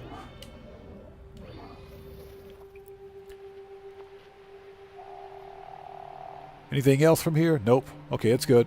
We're done. Nice planet, though. All right, let's get out of here. Shield down. And there's a random minor settlement, like, right there. I want the parts off this ship. We don't need the money. I want the parts. So we're going to scrap this thing for the parts.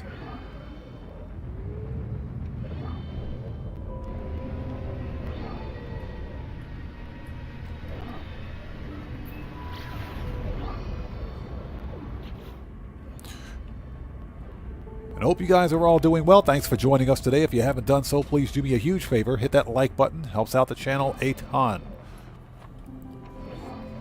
Oops. Sorry about that. Hold on.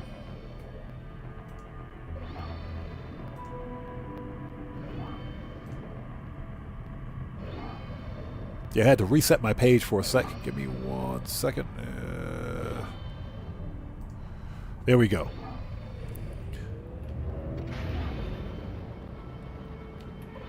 All right, let's scrap this ship, get the parts. I think we have time to find one more ship. I think we got time to find one more ship, or one more Sentinel ship, that is. So we're back on the old Starship hunt. I think for the next live stream, for the next GTA, the next No Man's Sky live stream, we're going to focus specifically on Sentinel ship hunting.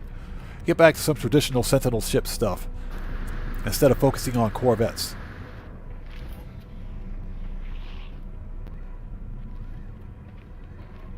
I swear that multi-tool just changed. That's a completely different multi-tool from the one that was here a minute ago.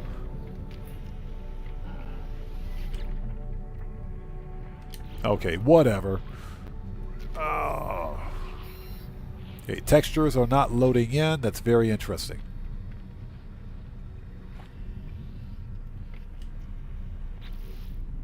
Let's reload the restore point. Textures are not loading in. Very interesting.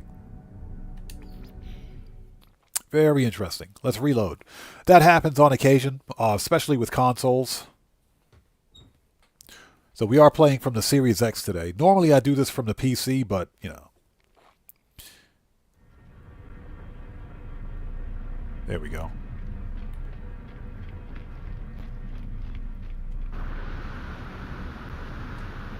Yeah, see, so the old multi-tool is back. Man, this game is trolling hard. Let's go to the Starship outfitting terminal. Let's get the parts off this thing. Anything we can yoink. This is shield strength plus 2%. Yep. I'll take that. We'll take those parts, thank you. We'll totally take that. This is sodium, nitrate, pure ferrite. Yes, please. I'll take all that stuff. We don't care about anything else. Yeah, it happens on the Switch 2 a lot. That's just because the game is optimized, but you know, we're running these on consoles. Your experience is going to be remarkably different from PC. Yeah, textures don't load in like they should. So we want to begin salvage analysis. Okay, get the module. And we want the cockpit, wings, engine.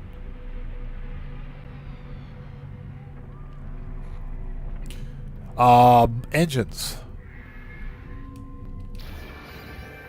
Yep, that's what I want. Got it. That's what I want.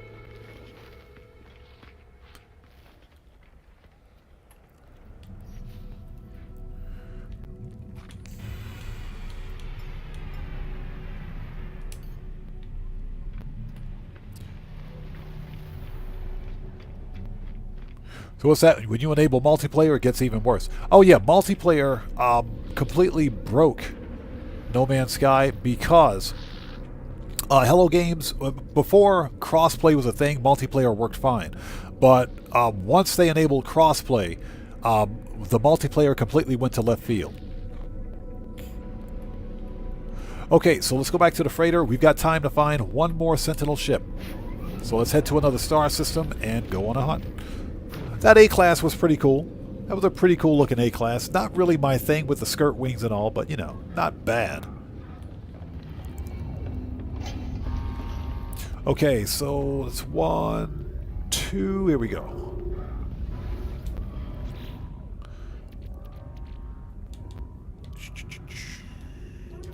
There we go. Drop that off.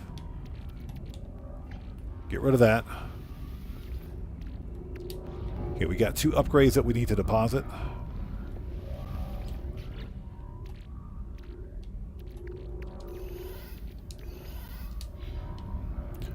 Okay, which one was this? Oh, nothing. Never mind. And number 3 was... Oh, these are all Corvette parts? Okay, we'll put those there too. That's fine. Okay, let's go talk to the Capitan. There we go. And let's head to the next star system. We'll do one more Sentinel ship, and I think we'll wrap it up. I gotta go take care of some IRL stuff here in a minute.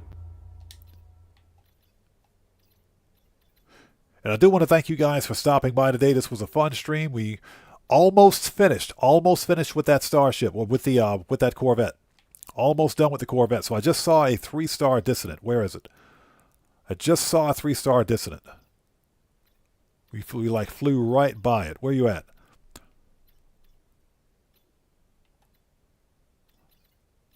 Two-star. I just saw a 3-star Dissident. Ah, there it is. Go back, go back. There we go. So a 3-star Dissident Corvax. Okay, let's go to it.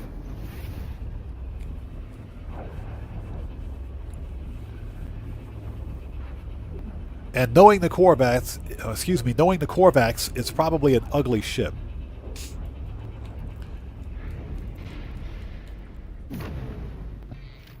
It's probably an ugly ship. Alright, so you know how we do it here. Let's go to the space station, check out the multi-tool. Let's scan the planets first.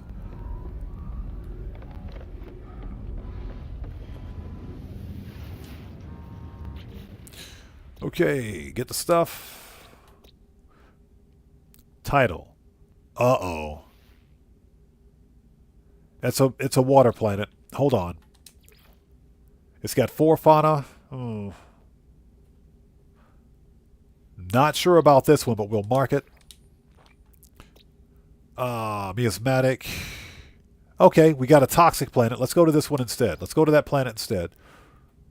Let's go to that one. Low atmosphere. Okay, let's go.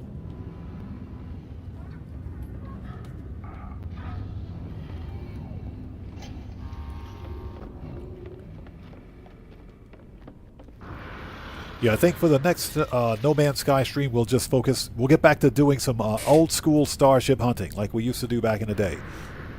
Before the before the release of Corvettes. I'm sorry, building Corvettes in this game is fun. Building Corvettes is super fun. I can spend hours working on a starship.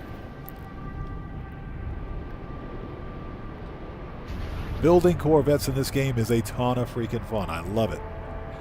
But I think for the next No Man's Sky stream, we will focus on some traditional starship hunting. Get back to the good stuff.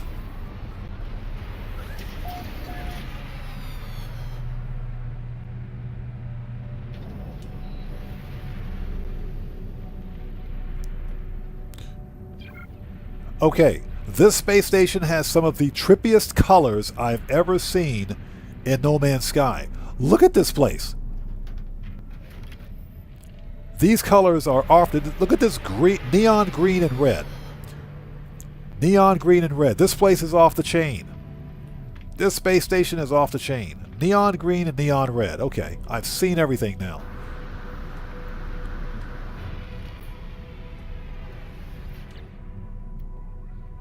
Okay, C-Class. Yeah, Guitar Guy 80. You see them colors? This is ridiculous. That's ridiculous. This is a pretty cool station. I like this one.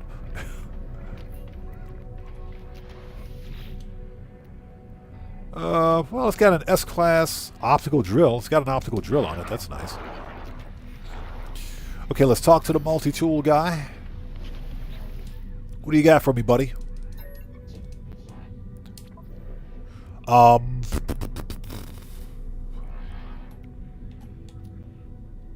I'll take that neutron cannon. Product received.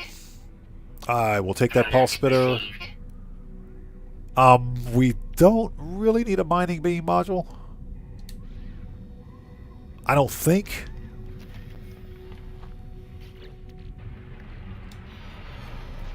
Oh, there is something I need to do. Let's switch crafting back to, hold on. Switch us back to free. That way we can hunt for this ship, or at least find it. We won't have time to hunt for the ship today, but we can at least find it.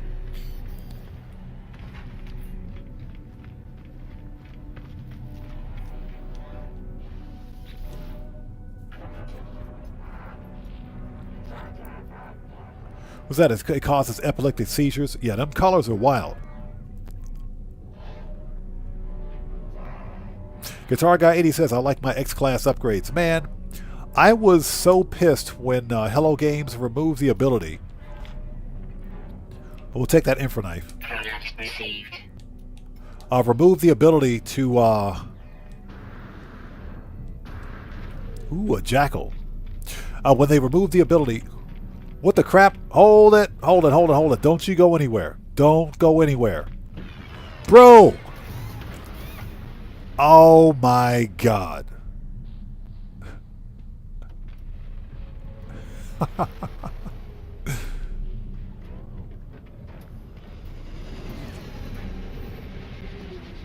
That was a Royal Exotic. That was an S-Class Royal Exotic that just flew out of here. Alright, I guess we did a bit too much window shopping. It'll fly back in. It'll fly back in. Yeah, it'll fly. Yeah, Cosmic Coyote. I said, don't go anywhere. That dude took right off. He left. Dang it. That was an S-Class Royal Exotic. A good-looking ship, too. So, we're going to stay here. We'll stay in this star system, but let's go find this thing. Let's go find this Sentinel ship before something else happens. I can't believe that. It just flew out of here, too.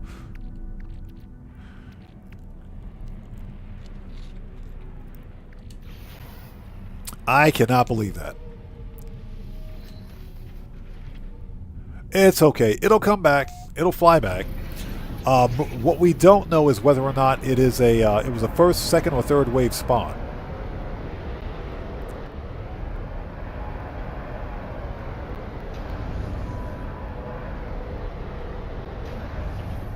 But that's okay. It'll fly back in. If it's a first wave spawn, then of course it's easy.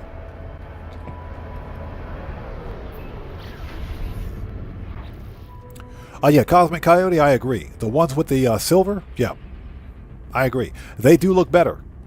In my opinion, they do look better. This planet's got the worst topology I've ever seen. There's mountains all over the place. All right, what do we got? Anything good?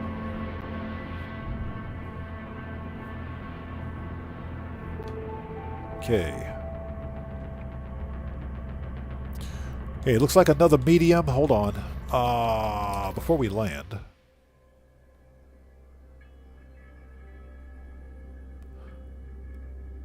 Oh, crap. Another one with skirt wings. Okay, so this is what we got. This is a medium Sentinel fighter. It does have jaws. It's got a jaw. So this one actually has a face on it. Medium Sentinel fighter. Clipped wings.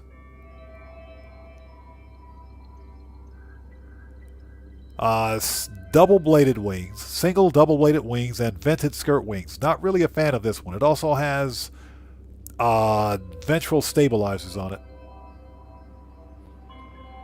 Not really a fan of this one.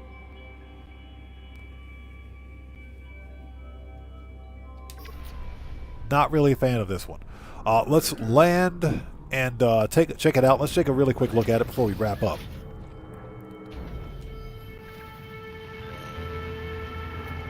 This is another freaking A-class.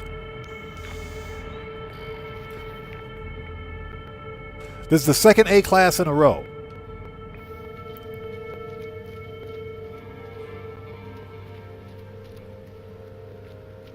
Yeah, another A-class. So far, Okay, this is not really my style of ship.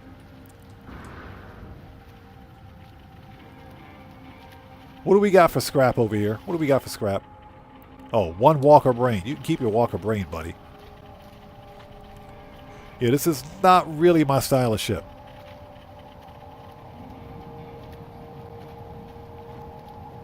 Yeah, XOR, unfortunately, we don't have time. Yeah, I got to wrap things up here, so maybe next time. I can't believe this is an A class. Okay, well, let's take a quick look at it. If you guys like this style of Sentinel ship, this is located at coordinates plus 39.36 and plus 142.76. This is an A-class Sentinel ship located at those glyphs in the lower left-hand corner of your screen. This is the Eisentam Galaxy. Not really my style of ship. The black and red is okay. I don't like the vented skirt wings or the bladed and stubby wing. Not really my style, but somebody out there will like it.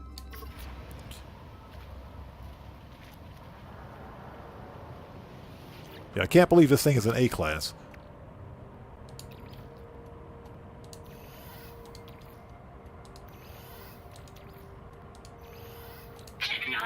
So what do we got? And supercharged slots are spread out. This is not worth it. This one is not worth it. Not in my opinion. So this is a pass. It's an A-class, but it's a hard pass. So I've got the location documented. Let's reload restore point.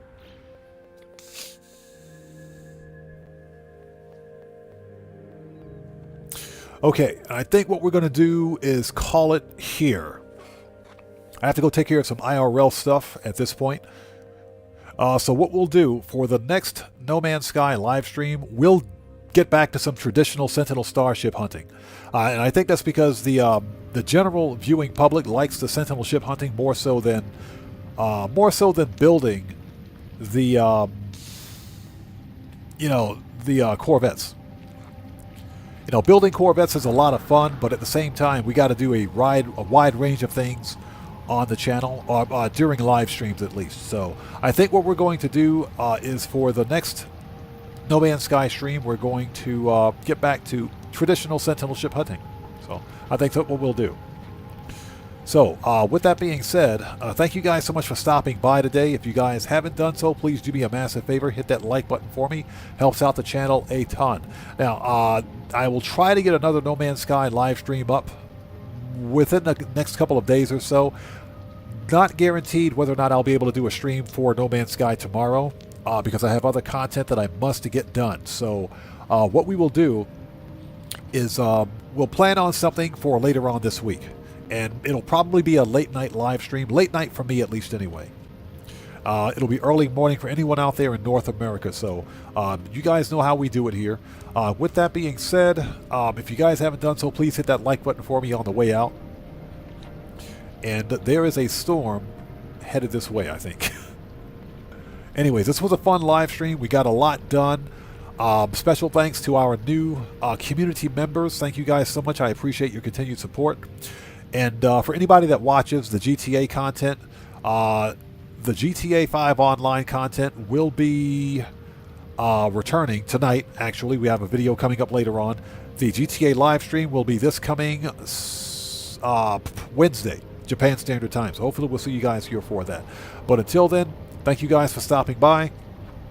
And with all that being said, this live stream is a wrap. I've been Oddman105, aka The Odd One, saying thanks to each and every one of you for your continued support of what we do here on the channel. And I will see you guys when I see you guys in the next live stream. So everyone, please stay safe and remember, don't just start the fire, bring the smoke. And take care out there. And I'll see you all next time.